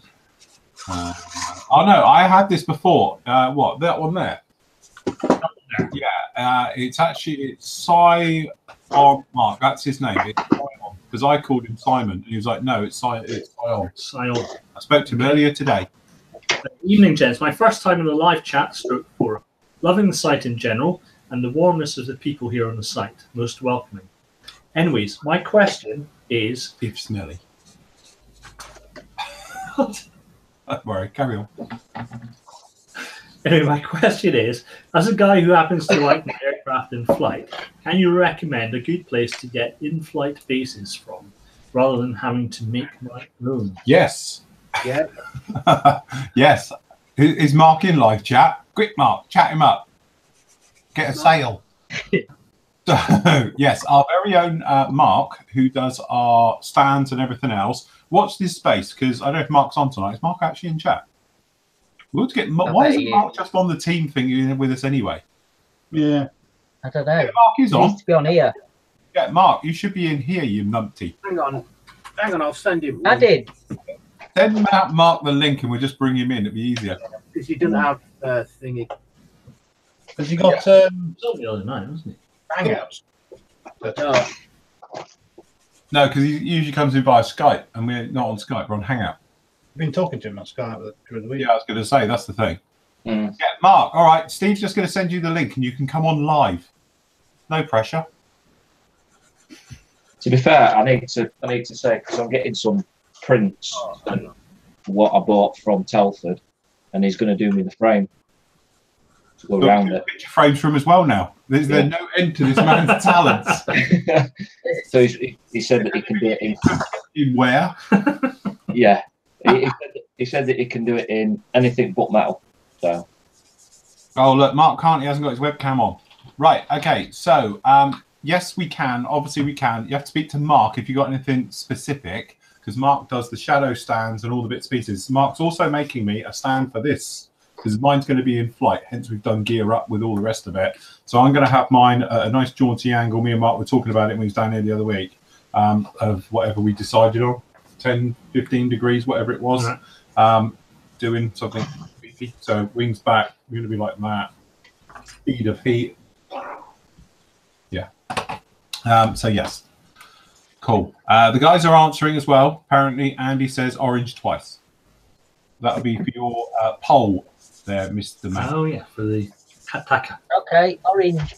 Attack, What we'll do is, if anyone's got questions, we'll get Mark in next week because the new, smaller God, I can never remember, 3 cutting mat will be... It's here, look. I've got one. You got one? If you It's put here, look. No, no, there you go. He's working on it right now. I've got one. Mine's over there. There you go. That very helpful. I know it's a bit grainy. Pixelated. Yours won't be as grainy.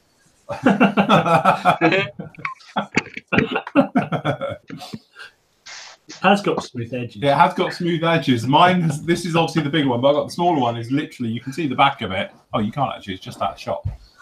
There you go. To bring it over. Yeah, bring it over because look, you can just pick I'll it up. put the light bulb. Yeah, mine the light bulb. I've changed it. We've now got LED light bulbs in here instead of those things. Yeah.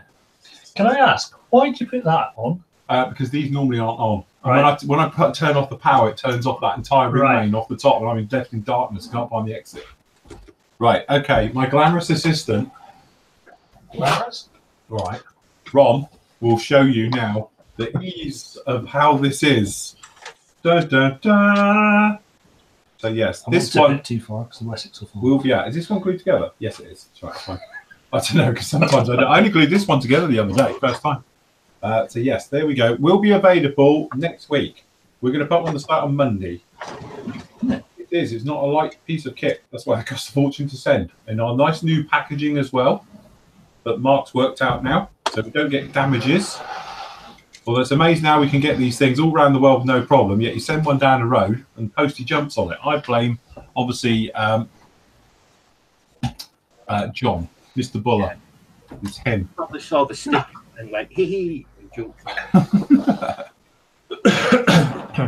yes. How you doing, Andy? Have you read the instructions? Yeah. Yeah. Didn't sound convincing though, did it? So what stops the locator from moving? It's got a rubbery bottom. Got a rubbery bottom. Once you've located it, you can move the locator away. Yes. You don't need the locator there because this has also got a rubbery bottom as well. Ah. Yes. Yeah. So now turn that now. What are you on about then? Rubbery bottom. Moment of truth. Dun, Dun dun, dun dun. dun. Wish I got the sound effects of that. What I've done this time is I've done a circle on the cutting mat. I've tried to make sure that I'm 90 degrees to the lines I've got on the cutting mat. Yes. Yeah. And then when I've taken it away, I've tried to make sure that the circle cutter, sorry, the circle template is also 90 degrees to the cutting mat. Right. Shouldn't make any difference. So when I'm putting, I know it shouldn't make any difference, but then when I put it back on, it's in the same orientation to how it was before, rather than being on the angle. I know what you mean. Yeah. That being said, it shouldn't make any difference, but It does. it definitely seems it's still not 100% there. It's still not 100%. What you need is somebody with, like, say, a digital cutter. I think. Yeah. If somebody had one of those Shasto digital, what's it called, your thing? Cameo, silhouette cameo. Silhouette. That was the one. The best one I've done is cut the original, Yeah. and then simply just put that, Before you moved the other one. moved it, changed the size, put it back to that, put that away, and redid So what we're it. saying is that acrylic thing does jack shit. Well, I don't know. It just, I still think it needs some practice to figure out what it's doing because, Have you read the instructions, Andy? yeah, I have. Damn, Two of the instructions. Sorry. Have you read them twice? Did you understand them in Chinese? Well, that's my problem. It's lost in translation. Let me show. Let me just show the instructions. Right. Let me do it or not, yeah. Got Go. Top number one. Number one. Right. Number two. Yes. Number four. Right. Yeah. There's number three missing for a start. Number four says, remove the locator. Pay attention to that the fixer shall be prevented from moving now. And move the circle cutter to make the edge without bolts close to edge of fixer locator for cutting. Clear as mud then. Right. So what it's saying is on the actual cutter itself, the bit with the bolts, you don't put them in the hole. Yeah, well, there's bolts on the corners, so I think it's saying don't put the locator where the bolts are. Right. Make sure it's, which is what I did this time. The first time I did, to be honest with you. See, you've got your googly eyes. See? I feel a bit of play in it. We're on line, are we? Yeah. Feel a bit of play in it. Whereas if it's on the proper corner, there's no play in it. So right. See. Make sure you're not on the mill. Not on the bolts on the corner. Yeah, that's it. Which is obviously going to help. Got you. Looks like Andy needs to spend more time playing with rubbery bottoms. There's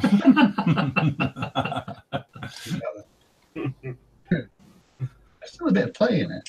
It's going to be offset, mate. There's going to be like a thousandth of a mil or something. Yeah, we're not machined perfectly on every corner. Yeah, you do it on one corner. Thousandth of a mil isn't the problem, but that's like that's a bit more. That's like 1 mil out. Well, yeah. It's not going to be that much out. That's well out. It shouldn't be anyway. Whereas that's the one where did it just straight up against the thing, and that one's perfect. So he's a bit playing with. But I'm sure we'll get there. Well, there we go. Thanks for that helpful advice there from Andy today.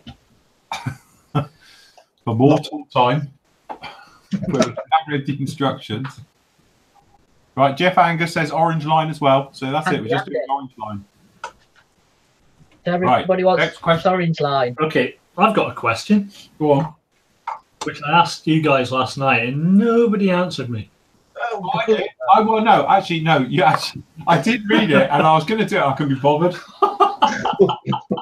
Yeah. Now, is this the question about the jet engine? Does it drive the runway? Yes. Yeah. Well, obviously, if you've not seen that, they have them in NASCAR. They have a jet engine mounted on like the back of a pickup, and they go around NASCAR tracks to drive off. But if you watch a video of an aircraft taking off in the rain, there's so much spray coming off the wings and the wheels. Does it actually dry? I would have thought there's so much water on the runway, and it's just like a quick flash of it. Probably more. I don't think it would dry it. If you have one of those things going slowly, because I've seen them do it, and they go down literally on NASCAR tracks, don't they, with a jet engine on it, and they're blowing it, it does definitely dry it, but they're moving very slowly as they go along. I reckon with a jet, because it's obviously going down the runway, at that point it's probably traveling in excess of 150 mile an hour. The bit where he just does that, that's going to be a momentary. So it does obviously heat and steam it, but I reckon because of the surface water that's underneath the top part, it very quickly gets wet again. A few of us were on going down the motorway, and it goes, John. It gets all the water in it, and it quickly goes back in. It's not adding heat. A few of us were on Skype last night. Ron, a few of us were on Skype last night, and we basically read the question and thought, "That's far too technical at 10:30." How much standing water was there in the first place? Yeah. What thrust of engine are we talking about here? Was he in full reheat or just like mill power and a bit? But also, you've got to think, your NASCAR one for drying the track, the nozzle's probably angled slightly downwards. And it's doing about 5 if miles. it's going along the runway, it's pointing straight back in it. It won't have a chance. And it pitches down. As he rotates. Yeah, as his angle of attack goes up, it does push it at the runway, doesn't it? Yeah, but the jet engine on the plane's up here, isn't it? For a split second, isn't it? The car jet engine's right down here. A plane jet engine is like, head high. The MiG-29 on takeoff, that gets bloody close to the runway. Why don't you just watch a video, Ron? Go and stand there, Ron, and find out. Well, okay, hold on. I can answer this. What we need, has any of our members got a jet plane we can borrow for a very scientific experiment? Because we need to know if it drives the runway. Shall we ask it properly? Right, okay. Does anybody out there happen to know, because obviously we've got a lot of air crew and mechanics out who probably do see it. Does it drive the runway? Let's just assume it's if an aircraft's on runway. If it's not raining. It's not. It's not typhoon wet. Yeah. But it's damp. Yeah. Is it a Harrier? Comes in or taking off vertically. Does a Harrier have reheat? They've only got hot engines at the rear anyway. The front ones are just air, aren't they? Yeah. Right. The new Harrier. F-35 does. It's not a Harrier though, is it? Yeah, but the new Harrier does. Yeah. And yeah. A sensible answer from us lot. You got no hope. Is it a tarmac runway or concrete? Aircraft, full reheat, running down the runway, damp runway. As it rotates, does the jet engine produce a dry strip behind it? No. No. What's the runway? Is it tarmac, concrete? Have you seen that one? I think it's a AN-24 going down the runway with all the standing water. Because obviously it's a prop. And he's going down and it's like red mud and water. And he goes through it and disappears. Literally the spray goes all over the entire plane. You think, my God, he must have literally come to it. And he carries on through it and then takes off. That's incredible, that is. Was it one of you guys that posted the video of the, is it the cracker, was it? An Airbus A20 or something coming in to land. Oh, I did, yeah. Thrust reversers on before it actually lands. It was coming in sideways, wasn't it? Because the nose wind was that bad. He was virtually sideways all the way in. And then he just turned at the last second. Puts the thrust reversers. It's loads of rain. Puts his thrust reversers on before it actually lands on the tarmac. So he's basically doing reverse thrust before it's actually touched down. Bloody hell, that's not good. It was a few weeks ago in Birmingham. Stop them from doing it. Yeah. I don't know. So they cut in as soon as they. Yeah, at Birmingham Airport. Spoilers do that, isn't it? As soon as you touch, auto braking comes in, isn't it? And then the spoilers go. But I don't know about thrust reversing. Right. Also pulled it back What's before. like your hairdryer on? I just got to get it. Time, to be honest. What do you mean? Oh, Steve's off to drop the kids off at the pool. I'm off for a drink, actually. God, at least he's got his trousers pulled up. I'm still not over that from last week. Something nice for me. I'll be Tissue paper. Settling down to watch it.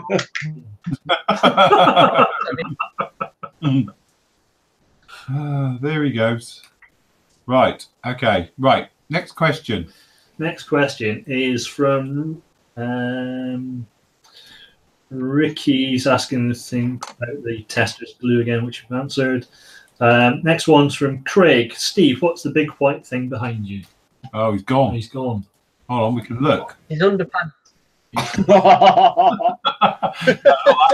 Strip light or the it's either his lamp above him, which is this bit up here above his seat, or it's obviously there. It's a light, that. It's the Missouri. Yeah, that's the white elephant. Yeah, that's the elephant in the room. So yes, look, we go. That's a lamp. If you're on about under the window, it's his lamp. Light. Exactly. Yeah. It's like Where's Wally, isn't it? You could play in here, finding stuff all around in his area. Bought a new LED light. Triple. Is that what that is? One of the LED ones. It looks very thin. That's an LED one, yeah. Oh right, very smart. Oh look. Well, when he trundles back, we'll ask him. Okay, I can do this one. Brett is saying, "Hi Phil, any news on the new Sanders? I'd like to give myself a Christmas present of a Flory Sander. I think they're a fantastic gift for the entire family. Yes, you should buy them for your children, aunts, uncles, anyone really. To be honest, your guess is as good as mine. I have been told they're en route. Well, en route. They're in manufacturing. Then they have to go off to the printers and be printed. How long's a bit of string? I have no idea. Seeing as it's Are they taken them putting you up about again? 7 months to get this far, I'm not holding your breath. I'm hoping, or would hope, they will be here in December.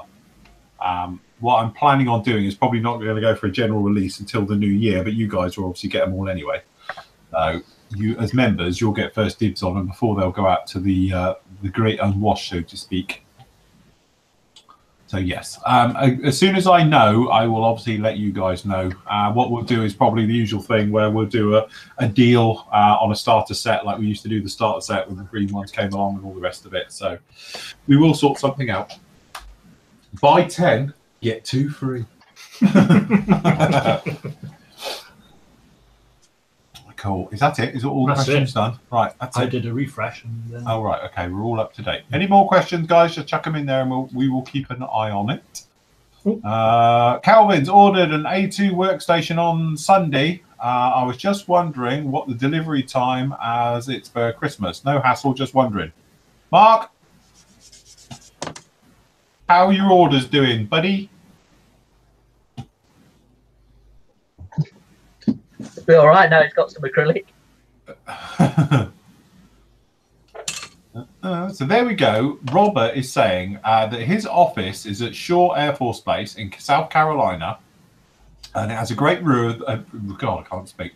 Great view of the runway. When F-16s took off on a wet runway in Afterburner, they created a lot of steam, so at least some of the liquid was converted into vapor.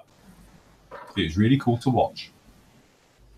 Also, F-16s have got another really clever trick, and I did a fantastic video of it years ago. When it's been raining and they're taxiing or just stood still with the engine running, they get a mini tornado.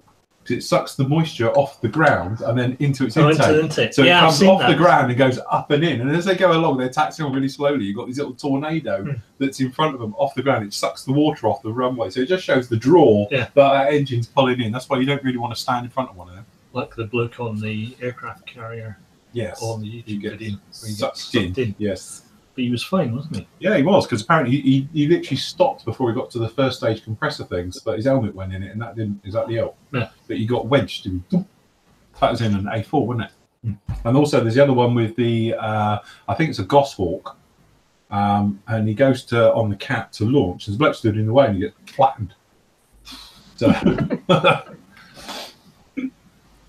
but it's still not as good as the one I shared with you guys, and it's got the Tomcat, and he's on Cat 4 on the waist, and he's there, and there's a Tomcat sat there, and obviously, you know, he revs up his engine, but they haven't put the deflector up, and then behind it, there's another Tomcat who's waiting to come across, and he goes sideways, and he goes, hold on, whoa, stop, cut, and he goes over the edge. It blows him sideways off the carrier. They both eject from it. So, yeah. Somebody forgot to put the blast deflector up. You'd think you might notice that, but yeah. That guy on the Intruder where he got sucked into the engine. Yeah, that's what we're talking about. Yeah, he's he got wedged though, didn't he, before he got to the actual engine bit, but his helmet went in. I was watching a video on YouTube where this guy's being asked if he wants to have fly a sure it's a Dakota. And they're waiting to pull onto the runway, and they rev the engines up to make sure the engines are running all right. And the marshals behind them had let a small Cessna or something come behind them, just as they full power the engines. Does that blow that thing's like sideways off the taxiway? Terrible, isn't it? There's one with I can't remember what it was. I think it might be one big American reviewers. There's an F-16 taxiing behind him, and he goes proper over, and he goes right over he's like behind that tanker, and as I say, he does, but I've seen the investigation, and it's the F-16 pilot's fault because he was too close behind the tanker. But yeah, he properly pitches him over on that one. Yes, not good. Tony was saying on there, there you go. Hi Tony, there we go. Mark, did you answer that other one, mate? Somebody was asking about his order. Just making sure you've got it. And I'm sure it will be before Christmas, unless you live somewhere really obscure, like Canada. The Highlands of Scotland. I've never had a problem sending the Highlands of Scotland. But yes. Craig has said, no, it's not the light under the window, it's the thing on the bench. Yeah, that's Right, isn't it? LED light stand. Your new LED light, Steve. We were just discussing it whilst you were off having a crap. Oh yeah, Is yeah, it? it's really good. It's very Well, thin, isn't it? Yeah, they're all springs are internal, so it's really cool. That's his webcam. So that's a webcam. This is high-tech webcam that he's stuck on there with 40mm Tamiya tape. Yeah, So what are we watching him on? Another webcam. Right. the light's brilliant as well. It's really good quality light. And how much was that and where from? We're just over £100 from Amazon. It's only just come out as this one, but with it being LED as well, it's a lot better and a lot better build quality than the last one I had. It's by the Daylight company. Yeah. Daylight. So yeah, really good. But I just love how there's no adjusters. You know, like the other one, you're forever tightening them, and it just there's no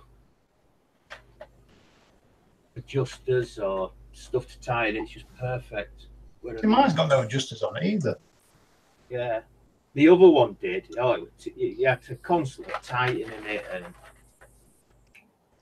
but yeah, these. No good, Andy. You're old-fashioned. Yeah, mine hasn't got adjusters on it. Mine just. Yeah, mine. It was crap. You got a different mate. I don't know. Yeah, there's different. Yeah. You got a bulb missing in you, Andy, in that one? I've taken one out. I've taken the thing off because two of my bulbs have gone. Oh, right. I've taken the screen off. I just need to get some more, some new bulbs. I've only got one running at the moment. Ah, right. You need an LED one. So that thing under my bench. I'll just get 2 new tube bulbs at about £4 a piece. Chris says, just joined in. Have we seen the calendar yet? It is after It's the not. watershed. It's not. You know, we're after the watershed. Yes, we Show us are. your calendar then. Do you want to know the good news? They're doing one next year. They're just about to ship it. Already ordered. There you go. Oh. So we do have one coming for next year as well. Right, I don't recognise the uniform, but hey-o. Yeah, they do the World War uniform again, but it's you can still order them. The limited edition. It's from the Dollhouse. That's where you get it. They're a photo studio that do all pin-up girl stuff. If you spend a lot of money, they'll even transform your missus for you. Take pictures of them. You know, good luck with that.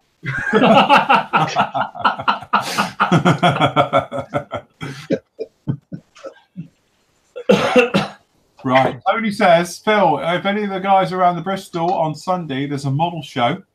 I'm going to bugle call. Hold on. Hold on. You You're can't supposed to go. build it You're now. on the ticket. We're all on here. I knew about the model show before I knew about the Oh. sheet build. I'm sorry, we have a turkey shoot. All right. Can I build? He's going off with Can't real friends. Can't I build it at the show and then come on Sunday evening? And No. He can. No, throw him out, Phil. That's it. Only be on camera. Yes, you have to do it on camera at the show. Okay. Then you'd be all right. I'll get Tigger to hold my phone and film me. That's it. But there you go, Bugle Call, which is at Bristol Model. Nailsy. Is it Nailsy? That's what I was looking for. Oh yeah, Nailsy. There we go. So if anybody is in the area and you're not taking part, I'm going to be with all of us. Then if you want to go to somewhere else, that's fine.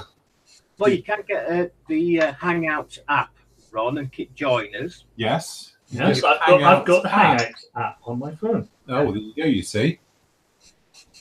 Nick? Oh, that's it. See, I haven't. I have to get that. I don't have to sit here then. I can do it from anywhere. Right. Phil, do you have a list of prospective model shows you want to visit next year? We are starting next year in Bolton. Aren't we, Matt? When's that? Bolt is paid for in January. My birthday, January the 20th. January the 20th. Then for my birthday, we'll be... Go on. Now we've got Bovington. We've got Bovington in Feb. Then in March, we're going down to Church, Milton Keynes. Yes. I can't, and after that, I don't know. That's it. So did everyone get that? So yeah, Hornchurch, I think it's on the 16th, 17th of March because it's always on my birthday, and last year's when we got snowed in. So that was always fun. So we had the snowy getting back, and you were Don't tell me about it. I know all about the snow. Well, no, that's when you got dipstick because you wouldn't leave. Being a Scotsman and used to the snow, and you got snowed in. Luckily, at a petrol station. But I still had a better connection. Skype connection. Your best connection you've ever had was when you were trapped for 4 hours in a snowstorm. In a snowstorm and yapping to us. That was brilliant. On the edge of dawn. Yeah. It's like having our own reporter on the edge who's out in those terrible conditions and we're all sat here. So yes. There you go. Tony's going as well. He's going to heap abuse on him. Yes, please. And tell him to get on the app. And then you can app it as we're live. You could do the live roving report for us. I could do that. There you go. There you go. We were sorted now. We're all good to go. All right. Let me just. He's like, and now we go live to Ron. That's it. Live to Ron. That's it. Right, okay, so Steve says, hi guys, a friend of mine flew the Wessex HAS-1 in the search and rescue. I'm attempting to build the aircraft from a photo he's lent me. With him is the pilot using the Atari 148 scale kit. I had a brief chat with Phil at Telford, I remember that one now, about to replicate the aircraft numbers. Since Telford, I've had another chat with Mike, the pilot, and he mentioned that his aircraft had a sea tray winch, is that right? Covering the cabin floor and up the sides about 4 to 6 inches. This was designed to catch seawater when they brought someone in from the sea. I gather it took... it looked like a tarpaulin. Yeah, which is similar. They have that still to this day, to be honest. All the search and rescue birds, because when we were up there having a look, they've still got it. Right. Inside the cabin, because it's the same thing. When they pull people up, salt water in an aircraft, apparently they don't get on. Apparently. So what they have is the same thing. It's a bit more. It's probably around about 6 to 8 inches, and it's inside the cabin. And they have a dike, which is like a hump. Terrible.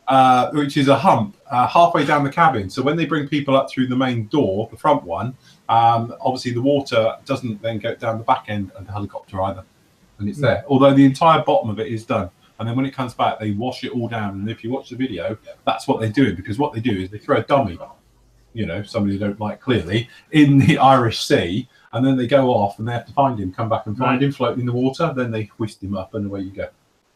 So, yes. Any suggestions on how to build it? Right, well. Well. It's like a giant rubber mat. So depending if you wanted to do, because of the scale, you could perhaps build it in some type of plastic art, like a tray system like that. Or your best, another way would perhaps have foil. Yeah, I was thinking foil. Yeah. Any ideas, guys? Could roll up some putty. Sorry, go on. Steve, go first. Yeah, if they don't try rolling out some epoxy putty. Just once it's rolled out thing, you can do all sorts with it. Yes. I don't even know what it look like. No, I'm right. Nathan, any ideas? I'm a bit lost, to be honest, what it looks like. Yeah, right, okay. Yeah, me too. You even did in card. Like lead foil sheet you could use. Hold on, I might be able to show you it if I've got the photos here, if it's on the other computer. Hold on. I think it's that one. Hold on, let me check another hard drive.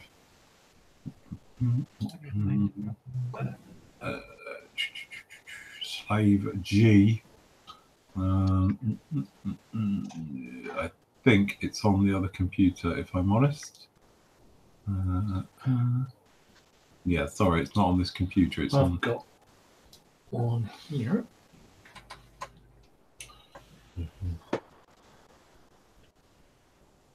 Yeah, there we go. Show camera. We need one of them. Oh, All right. Start of some plastic. 48. Yeah, 48 scale. Yeah, Plastic plastic card's gonna card with a be bit. easier, isn't it? Bit of plastic card. 48 scale. Plastic card it, Mm. I think. Because it looks quite rigid. Here's it in situ.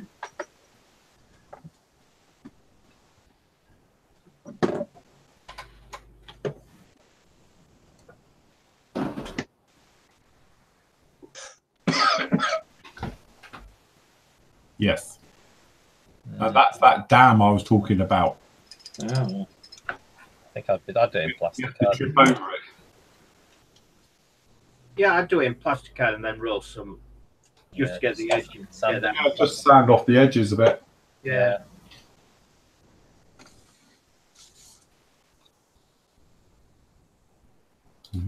But then again, you can get all sorts of different styrene rod, can't you? You can get some that's kind of domed, flat one side domed and the other, and it's also have a look at the plastic card, plastic rods. Sorry, the different sorts of that. And I bet you can find some of the matches. Yeah. Let's say, or if not, just I If think you did it in foil, then you'd be able you to could like, get this a like natural ripple to ripple it. on That's the only thing as well. Yeah, you're just trying to get that natural ripply look to it, aren't you? Oh, it's inside the helicopter, isn't it? Yeah.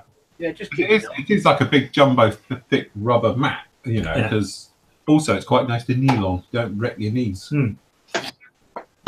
Tell you what, search and rescue related. You know, Kitty Yorker bringing out his pave, whatever it is, helicopter. Yeah. Live Resin released a full crew set for it. You have to buy them individually, but you've got both pilots at the front, and then in the back you've got the two gunners, winchman, another crew guy as well. So it's a really nice set. So if you're in it, Funny enough, I watched a very interesting documentary the other day on, I've got a feeling it was Netflix or one of the others, and it was all about the Jolly Green Giants. All right. And that's where Pedro comes from. Because they used to fly Huskies back in the day. That was the original search and rescue helicopter for the US, and it's flying the Huskies. And so it had like Pedro doing that one, and that's why to this day they still have Pedro as the helicopters. Right. But yeah, and it was actually really interesting. They were talking about obviously the going then having the CH-53s and being able to go further in and all the rest of it, and you know, right the way up to modern day. Very interesting. Also on Netflix as well, they got another one all about tanks, World War I tanks. It's a series. It was only on there the other day. I just noticed it's in new releases. Right. So On Netflix. Netflix, yeah. Hold on, I'll just bring it up. I won't show it clearly. I'll get in trouble again. on this Age of Tanks, it's But called. unlike the French design, its objective is not to cut through, but plough down the barbed wire. Yes, that's the one. It's called Age of Tanks, and it's on Netflix. I'll give that a watch. So I must I admit, assume it's a Like series. watching that Peter Jackson film when we got back from Telford. Yeah, I did as well. Yeah, Now I'm really into World War One. Now it's all over. The centenary's all over. I'm fancy doing World War One stuff. I don't know if I was the only one, but I found it really eerie when it was in colour. Because normally they go along really quick, don't they, as well? Because it's like sped up the way they walk. But because they're walking in normal, and because obviously they put in reenacted voices on top of it, it was like really surreal. It's like you were just watching a film. You didn't realise it was real. It was like it was just a film you were watching. It was when it transitioned, wasn't it? When because they were like really quick, fast, and then they it goes slowed in. it down, got rid of the graininess, Yeah, added the colour, then added depth of field, that's and it was it. just like, And then the proper speed. yeah, And then obviously they had actors put the voices by, obviously mimicking, because you can see what roughly they're saying, and then obviously doing that as well. That was really freaky to watch that. I must admit, I've watched it twice. I thought it was amazing. Yes, if you haven't seen it, it's definitely one to see. I think it's going to win an Oscar. So our two picks for this week: Age of Tanks on Netflix, and then Peter Jackson, and that's They all shall over not- YouTube. They shall not grow old. Yeah, that's it. That Peter Jackson thing. I liked it where it went from black and white to colour. Yeah. Yeah. That was really good. I thought it was amazing. It's got to win an Oscar. That has got to win Oscars. That film. It's being in colour almost brought it to life as well. Yeah, it did. You were actually there, which were. I just thought I watched it twice. I just thought that was amazing. Talking about that Dyke, and Tony Jules says you need a 3D printer. Oh, I need a 3D printer. yeah, I need a 3D printer. as I well. need a 3D printer. A humpy dyke. Have you seen the chat in the forum about 3D printers? No, I've missed that. What's that? Oh, crikey, let me find out who is. Yes, I apologise. Who it is that's been doing about it.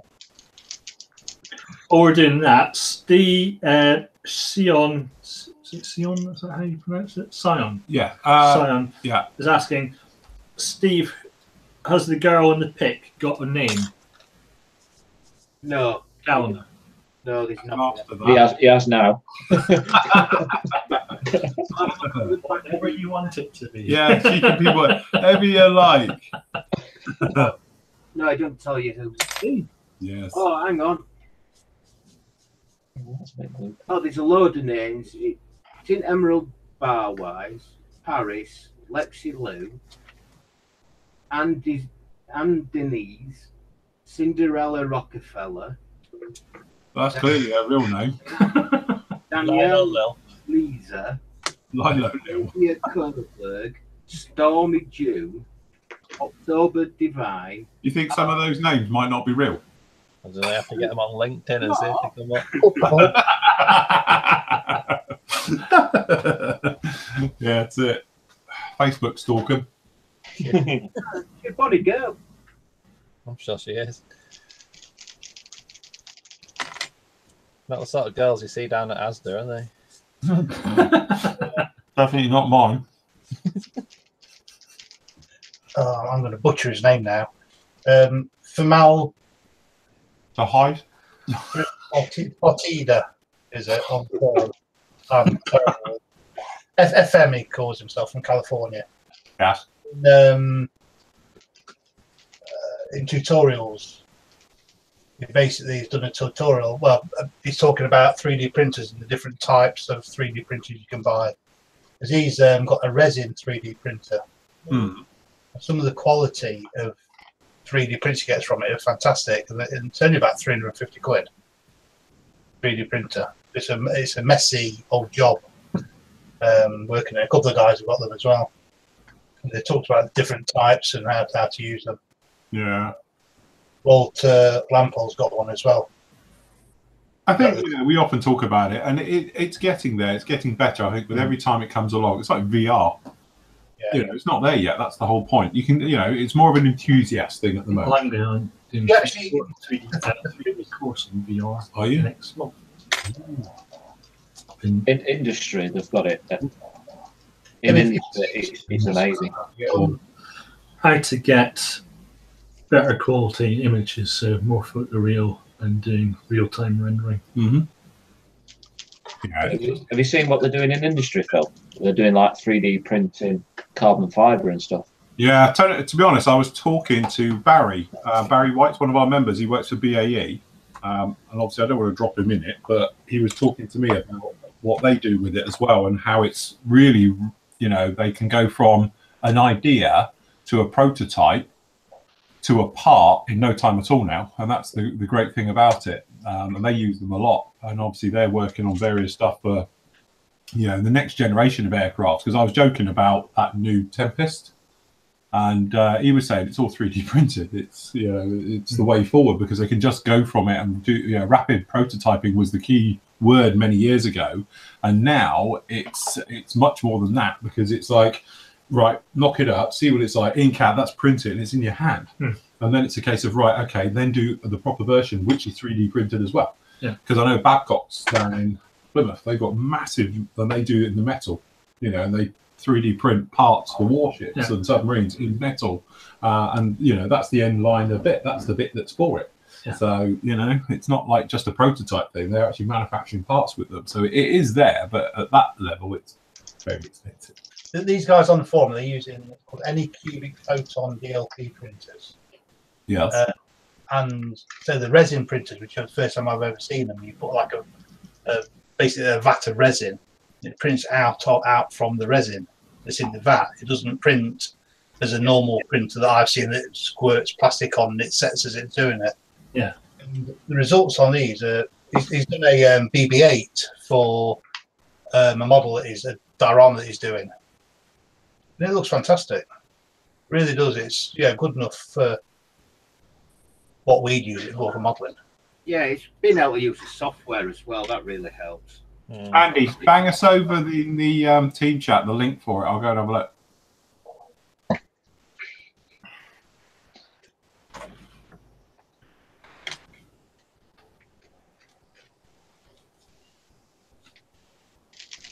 What you need is a 3D scanner as well, so you can scan a part and then print it off. That's the thing. I've got no CAD skills whatsoever, so I'll be like a bit lost. I got it.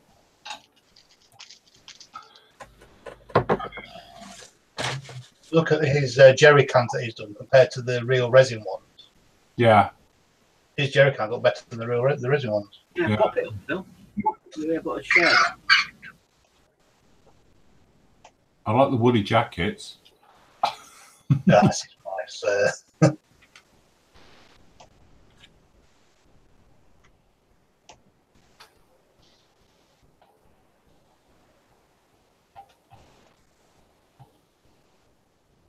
No, it is. That BB-8 is really nice, isn't it? But the resolution is obviously getting far better because it hasn't got that traditional graininess. Yeah. Yeah, they used to have like stripes on them, didn't they? Yeah, if you see the purple thing that he's done for doing his tufts of grass. Should be able to present to everyone. Hopefully you guys are seeing what I'm seeing now. I don't know if the screen share is working here, but this is what we're talking about. It's actually this stuff. I highly recommend everyone goes and checks this one out. So yes, it's under digital fabrication, digital scratch building, 3D printing. That's really cool. Yeah, some very interesting stuff there.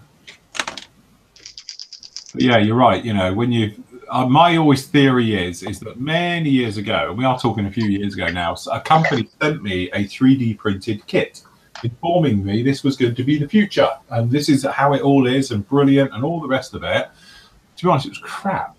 Because it was literally, it was just like laminate. Yeah. So you'd have to sand it all. There was no surface detail. It was just, once you polished it, it was like something you get out of a Christmas cracker. And it was a 1/72 scale 3D printed plane. But, you know, but we all saw, didn't we, when we was in Telford, that company doing 3D printed ones, wasn't it? You remember those tiny little ones? Yeah, they were brilliant, weren't they? 4x4 stuff, 3D printed, finished models. And it's like B25, all these different ones. There's an American company doing it. And so, yeah, it was, I must admit, one of those very... The future. Those prints you get there, absolutely. I fully maintain it. It's just that I think for an enthusiast level, very similar to VR. Like, I've got VR and I've jumped all over it. But even now, I don't do it because it's hassle to set up. By the time I've got all the VR set up, and if I'm going to go flight simming with it, it's almost like, well, there's an hour. Yeah. Where, you know, it's easy to sit down and go, and that's very much like doing this, because by the time you've done all the sort of the CAD work and everything else, you can just go and buy one. You know, but again, like I said, I'm not dissing the stuff because it will be just like a printer. I remember getting the Matrix stop printer.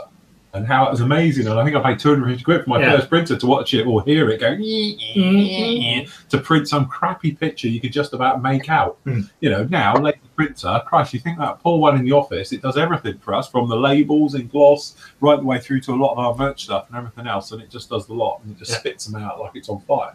You know, and it won't take long. It will get there, and I think it will be very good. And I can imagine that a lot of aftermarket stuff, like those barrels and various things and even figures and that, it will be that thing. You'll just download them. Yeah. And I think will still have their place. You know, like 350 to 400 quid they are. Whereas a couple of years ago, you were looking at best part £1,000 for something not as good. So yeah, no, that's it. No, it's all coming down to price and getting better and better. But it will be. I think the first thing that will happen, I think it will be looking at those 3D printed figures that I had in here the other day that John brought me. Yeah. They were absolutely amazing. You know, the resolution in there. I imagine that's what type of thing will happen first and aftermarket. Yeah. So you'll be able to buy a lot of the aftermarket. It's bound to jump on it. That you'll just literally download it, print it off yourself, and you'll be good to go. You know, the trouble that will come in about copyright and all things like that, because it will be like good old days where I'll print off 100 then, before you know it, they're all back on eBay. You know, that's the only trouble you're going to get. But that's no different from people bootlegging and just making a copy and resin and chucking them out and doing it normally. But surely, Mark's brought up a point where it says currently speed is the issue. Yeah. Yeah. It takes, like you said, you got the setup, then also the time it takes to actually print the thing. You took an hour. Who's all over eBay at the moment? eBay. 1 minute left. Yeah, what are you bidding on? You bidding on it now? A JU188, yeah. You bidding? I've just been out. You just been out there? Been out a bit. Yeah. It's £46.12p. Yeah, they can have it. I'm not paying that for it. No, I'm not. You can have it, Rob. It's all yours. I'll pay 50 quid. No, not interested. No. No. For Too the guys expensive. looking for this World War One thing, the Peter Jackson, the other thing as well is have a look on YouTube, because it is on there. There's a few bootleg versions of it on there. They shall not grow old. Yeah, I don't think they call it that. They call it World War One footage in colour or something. Right. But I had it come up on my feed literally this morning, and it's somebody's bootleg. So, yes. Because on the BBC iPlayer, but it's not on there anymore. Yeah, it was up there for a week, wasn't it? But I think it's gone. But it definitely was on the. No doubt it'll be on. Is it on maybe on BBC America or iTunes soon? I would have thought. I've got it saved on my Sky to watch again. Yeah, I've got a second Sky. To be honest, most of the profits will go to Imperial War Museum, won't it? Yeah. They commissioned it. Yeah, it was on that 1418 centenary charity thing, wasn't it? Yeah, so if you can afford to buy it, it's a good cause. It was on in the cinemas for a day, and I think that was to make it eligible for the Oscars. Interesting. And then it'll be out on iTunes soon. It's a bit like, did anyone go and see that Spitfire one that was in the cinemas for a day as well? No. It was a one-off Spitfire thing, wasn't it, for one day for selected cinemas? But don't know anybody went for it. I don't know. Who's that? That's Sam. What? I don't know. There was a funny noise in the background. That wasn't me. Oh, it's my box dropping on my kit. Oh. McDonald's now are doing carrots for Christmas for reindeers. Saw the advert for that earlier. Oh, for God's sake.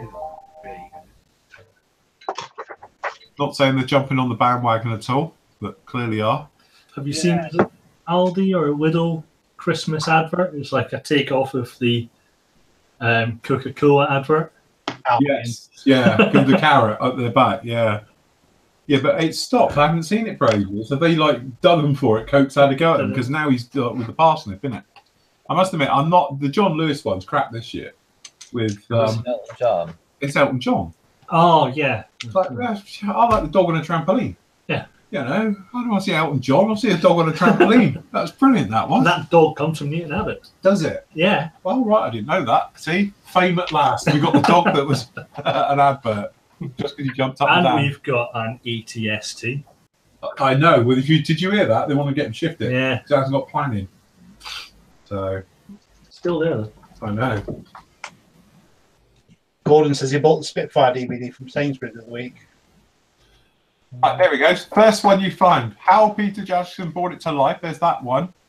That's a trailer for it. Hold on. I'm on YouTube. There you go. They should not go uncut. There it is. That must be it. Oh no, it's 7 minutes. How long was it? The entire thing? Peter Jackson. An hour and a half. Yeah, that's it. One for your museums tour. I know you like going to on combat dealers this week. We showed a museum in France. It's got the world's largest collection of tanks and armored vehicles, and they've got 800. Oh, that's Samir, isn't it? Yeah, and he was looking for some Panzer One. But what a museum! Supposed to be have more into it. No, wait, it doesn't have 800 unless it's got another vehicle barn somewhere. It looks like they've been pulled. You can find them on there. There's clips of it all the place, all over YouTube. It's got to go for an iTunes release at some point. I can't imagine it's disappearing. They'll probably bring it out on Blu-ray. Probably. It'll be out for Christmas. Well, failing that, you can all go around Andy's house and watch it. You can sell tickets. It's on BBC iPlayer, won't it, in this country? So. They pulled it. Yeah, so it's only on They pulled it. It's only on for a week. Yeah, there's nothing properly on there. Is there anything on the Imperial War Museum website? Might be. I'm not sure. The Tank Museum has got the world's largest collection of tanks. It's the third largest collection of armoured fighting vehicles. Yeah. But I like how it's run by the French military. Yeah. That's really good that they do that. It looked an amazing place to go visit, actually.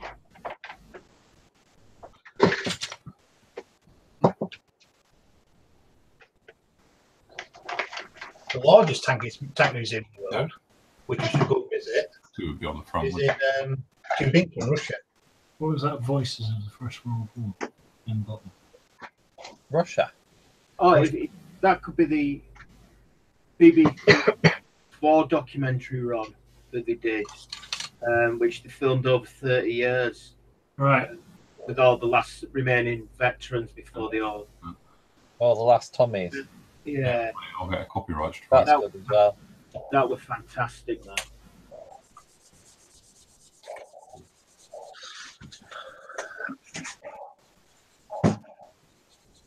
I'm going to have to slow down doing this Wessex, clearly. And by links. I don't want to peak too early.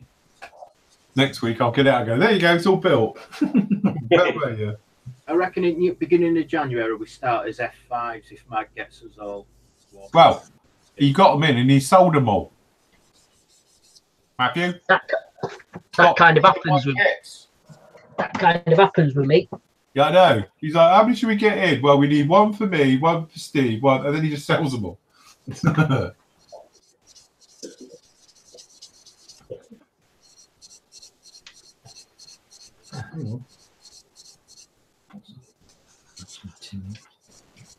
But yeah, that'd be. I'll get the Blenheim off you, Matt. The F-15E. Tony's off to bed. Night, night, Tony. Night, Tony. And an F5. Because Andy made me spend a bloody lot of money yesterday.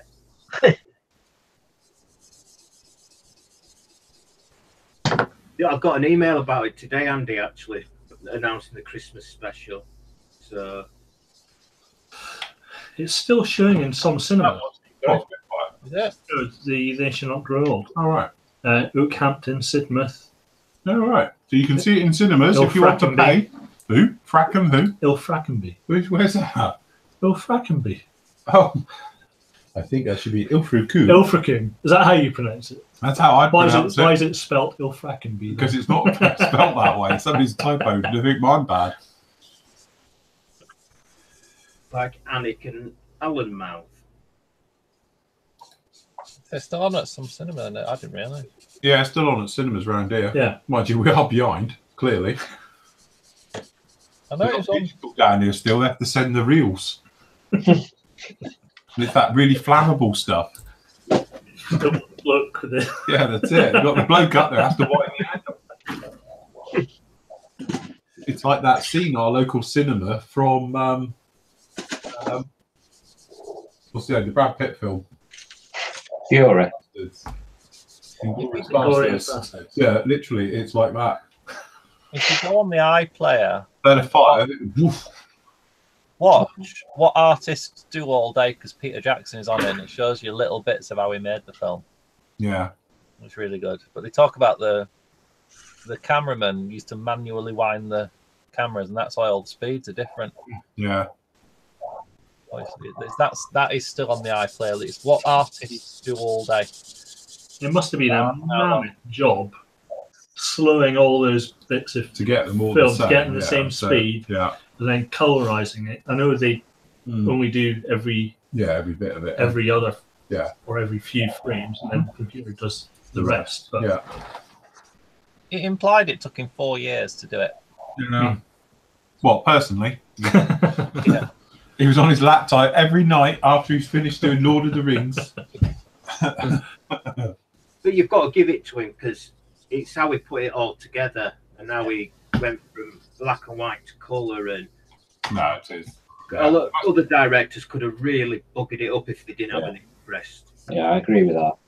The thing is, the nice thing about it was it tells the story, doesn't it? From obviously, the troops enlisting and how they were conned.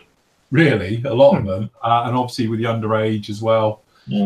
Kids being told, "How old are you?" I'm 17. Go outside, have a breath, and come back in. That was my favourite bit of the film. That was go outside and have a birthday. Come back in. It'd be different today, Bloody hell. But no, it was very good right the way through to the end, and them coming back, wasn't it? So I thought it was brilliant. I like the song at the end. I think myself from Metier. Yeah, that was brilliant. Yeah, That was a nice touch. I thought it was a brilliant film. It absolutely blew me away. I watched it twice, almost in as many days. It was spooky. It was eerie. yeah, I think it's gonna be I think it's gonna be up there with like Schindler's List as like a really important film. well, the thing is, it is like a document, isn't it? Because it's actually a page of history now.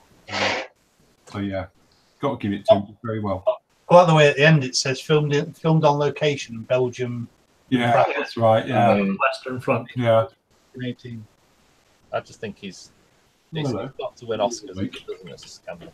Got a poorly leg. Oh, you got a pretty leg. Yeah, she's done her leg in. What have you done? She's overextended it, I think, whilst we were away. Oh, Too much Mate. exercise. Hey? He's Barking at me. For a No, change. we're thinking, Lola's her leg, so she's limping a bit at the moment. Oh, no. Last week. Right, Lola, do you want to come and say hello? Hello, we got biscuits. Oh, look, that makes you come round. Come and say hello. Hello. Say hello to everybody. Yeah, so you smile. Oh, look. Oh, hello. Let me help you with those. You all right, Trouble? You squinting? You just woke up, haven't you? I'll come down to the loo. Then I heard voices. You all right, mate? How's your leg? A bit sore, isn't it? Don't even know which one it is. Right. All right. You've overdone it, overstretched it a little bit. Never mind. Tony Jules says, night chaps, off to bye-byes. Yes. I know. What do we got? 10 minutes to go? Right, we ought to talk about and ask Rob why he's doing. How many is it? 1, 2, 3, 4, 5, 6, 7, 8, 9. But I've got 11 in total. 109s. 11 109s, 30 seconds. You're working on 11 109s. Why? Yeah. It's only because Nathan said I'm fed up with 109s on the table. That is a sick build in one. I've got one as well I can build, Rob. So Yeah. that's fine. Let's fill the table next year. That's 12. 12. How many is a squadron? No, I had all these cockpits in my box, and literally, I started them all, so I didn't want to lose all the bits. So if I paint them and finish them all, get them in the planes, I'm not going to lose them. Why didn't you just leave them in the packaging, Rob, like normal people? Yeah, mate. Love you too. Yeah, but they're all different kit manufacturers as well, aren't they? Yeah. 1, 2, 3, 5 Razigawa. No, 6 Razigawa, 1's Revel, and 2 Eddard. Which is the best? As in the cockpit, I'd say Ares over the Eddard because it's just so much easier to build. Right. And out of kit wise, built them before, which is the definitive 132nd, 109? For me, there isn't one because they're not the most detailed 109s out there, accuracy wise, but the best one to build is the Azigawa, I reckon. It's for speed, really. That's me. The speed we got re-riveted. Yeah. I like that one. I'm just laughing at what. Yeah, I've seen that pub before. That's an old one. As soon as I saw the picture with the address. Yes. Yeah. Linda likes. Yeah, that's the one. Yeah. Yeah. So as soon as I saw the picture of the pub, I thought, I know that one. Matthew's being very rude. Never. There's some very rude. Not me, it's Toby Payne.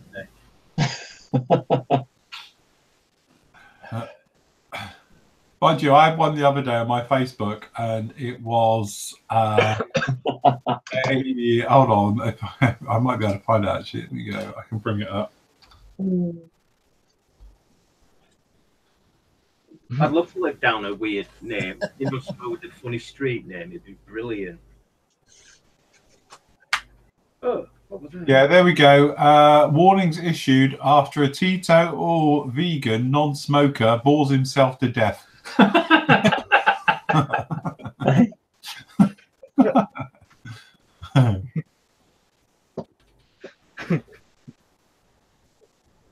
Did you see that as well? It was on news, and it's actual. They've done a study, and it's a fact that there's too many cows in this country, and they're producing too much methane gas. Yeah, I've seen that. And they need to start getting. We need to eat less beef, so we don't damage the ozone there. Or cows need to stop farting. Yeah. See, we should be harnessing that energy. Chicken and pigs are okay, isn't it? It's sheep and cows that are the problem. Yeah. Eat more chicken. Or pigs. Yeah.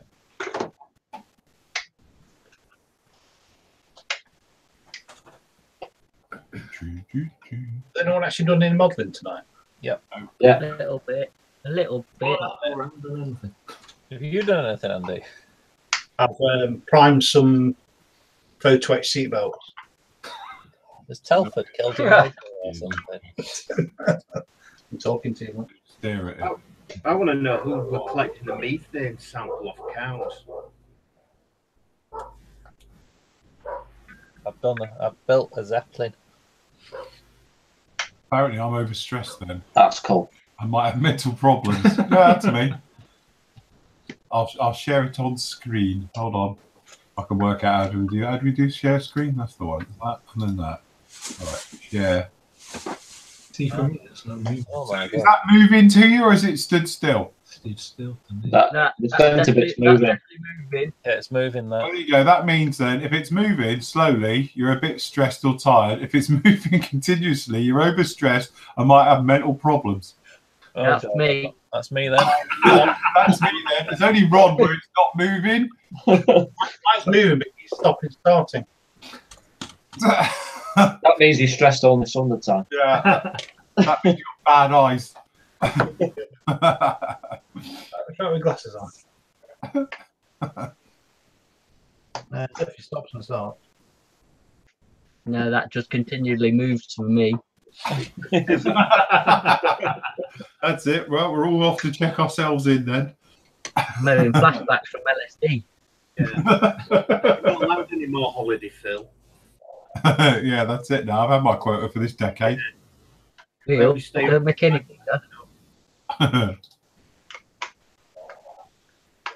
Wow.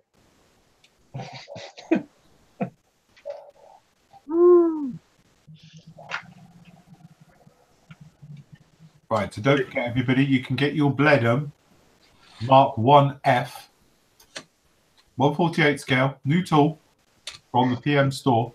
Have you put it in stock yet? Yes, it's in stock. It's in the new arrivals and in the Airfix section. Different computer. I'm on the wrong computer. Where are we? Online store. Does look stunning, must admit. We're looking at it on Airfix stand. When's the new 262 out? No, not yet. Did the Hunter turn up, Matt, as well? Not yet. No, not yet. Just that. So I were almost right then. I was right for when I said I overheard him talking about a shipment arriving. Yes, you were. Yeah, that were. Yeah. There it is. Ooh, nice. Ooh. See that we can do screen share. And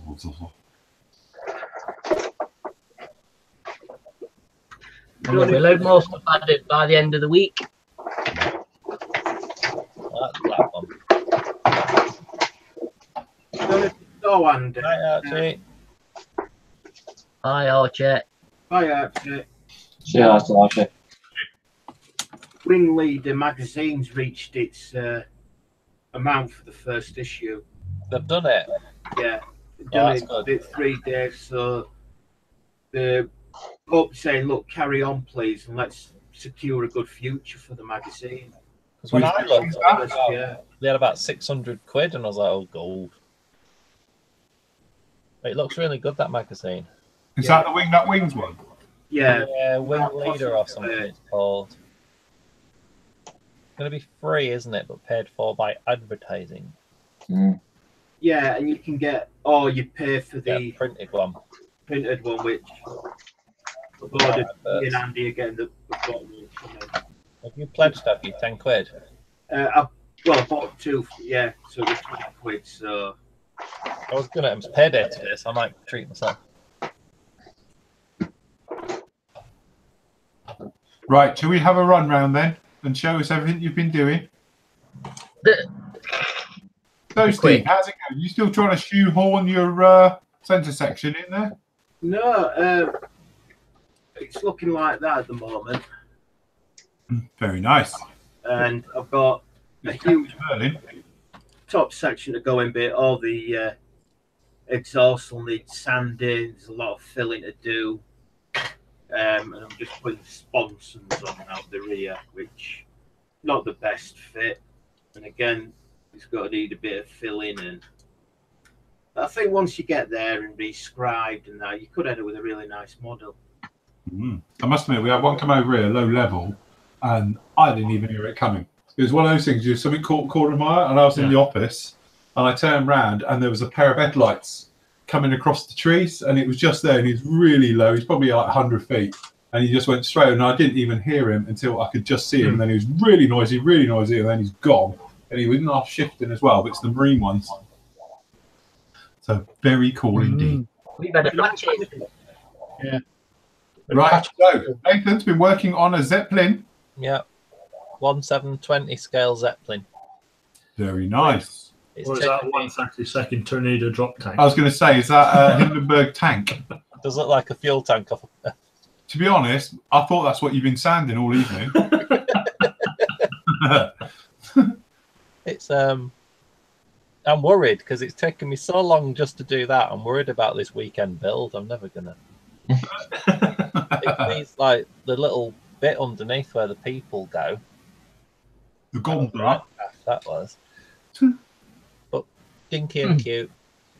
So a bit different. Very nice. Very nice indeed. Right, Matt. I've been doing with Wessex. I've been painting the seats and interior. I'm going to take some photos and put them on the Facebook and Instagram page. I think that'll be best. I think that might help. With a very nice range of paints. Soon to be in stock. Soon to be in stock. And with the drill. What are you using the drill for? I don't know. I just built it yesterday. Oh.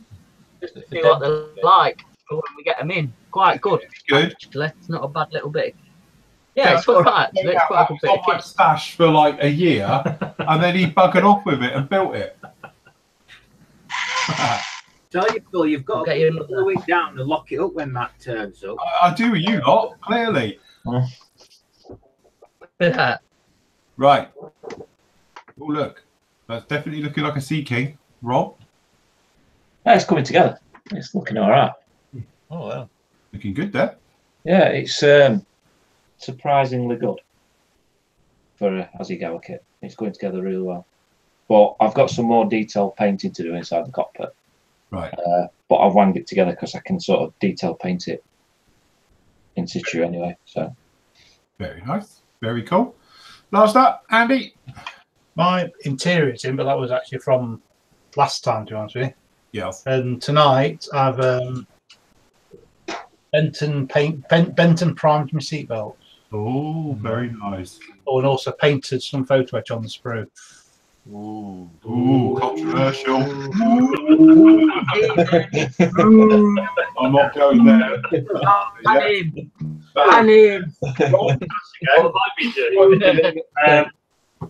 Reading things on my phone and eating biscuits. Yeah, that's it. That's it. That's pretty much. That's more than I've done. I've sat here and thanks for bringing the cider. And I've had to repair my Tomcat because yeah, that came off, so I've had to redo that. So yes, very nice. Thank you very much for everybody who's joined us. As always, hopefully you say we get these all back on track and get everything back on track. Tomorrow for me is going to be doing a load more to this, so hopefully we can get a flat coat onto it and get the weathering onto it. Literally by the end of the week we should be pretty much there. Next week I'm going to weather it all and go to town on it and everything else like that. I'll have a review up to you. Matt is sending me a care package with lots of interesting things. Am I getting to play him? Yes. Right, there we go. You heard it here first. After a few minutes. It's like Shift Destroy Radio. It is, isn't it? Yeah, that's it.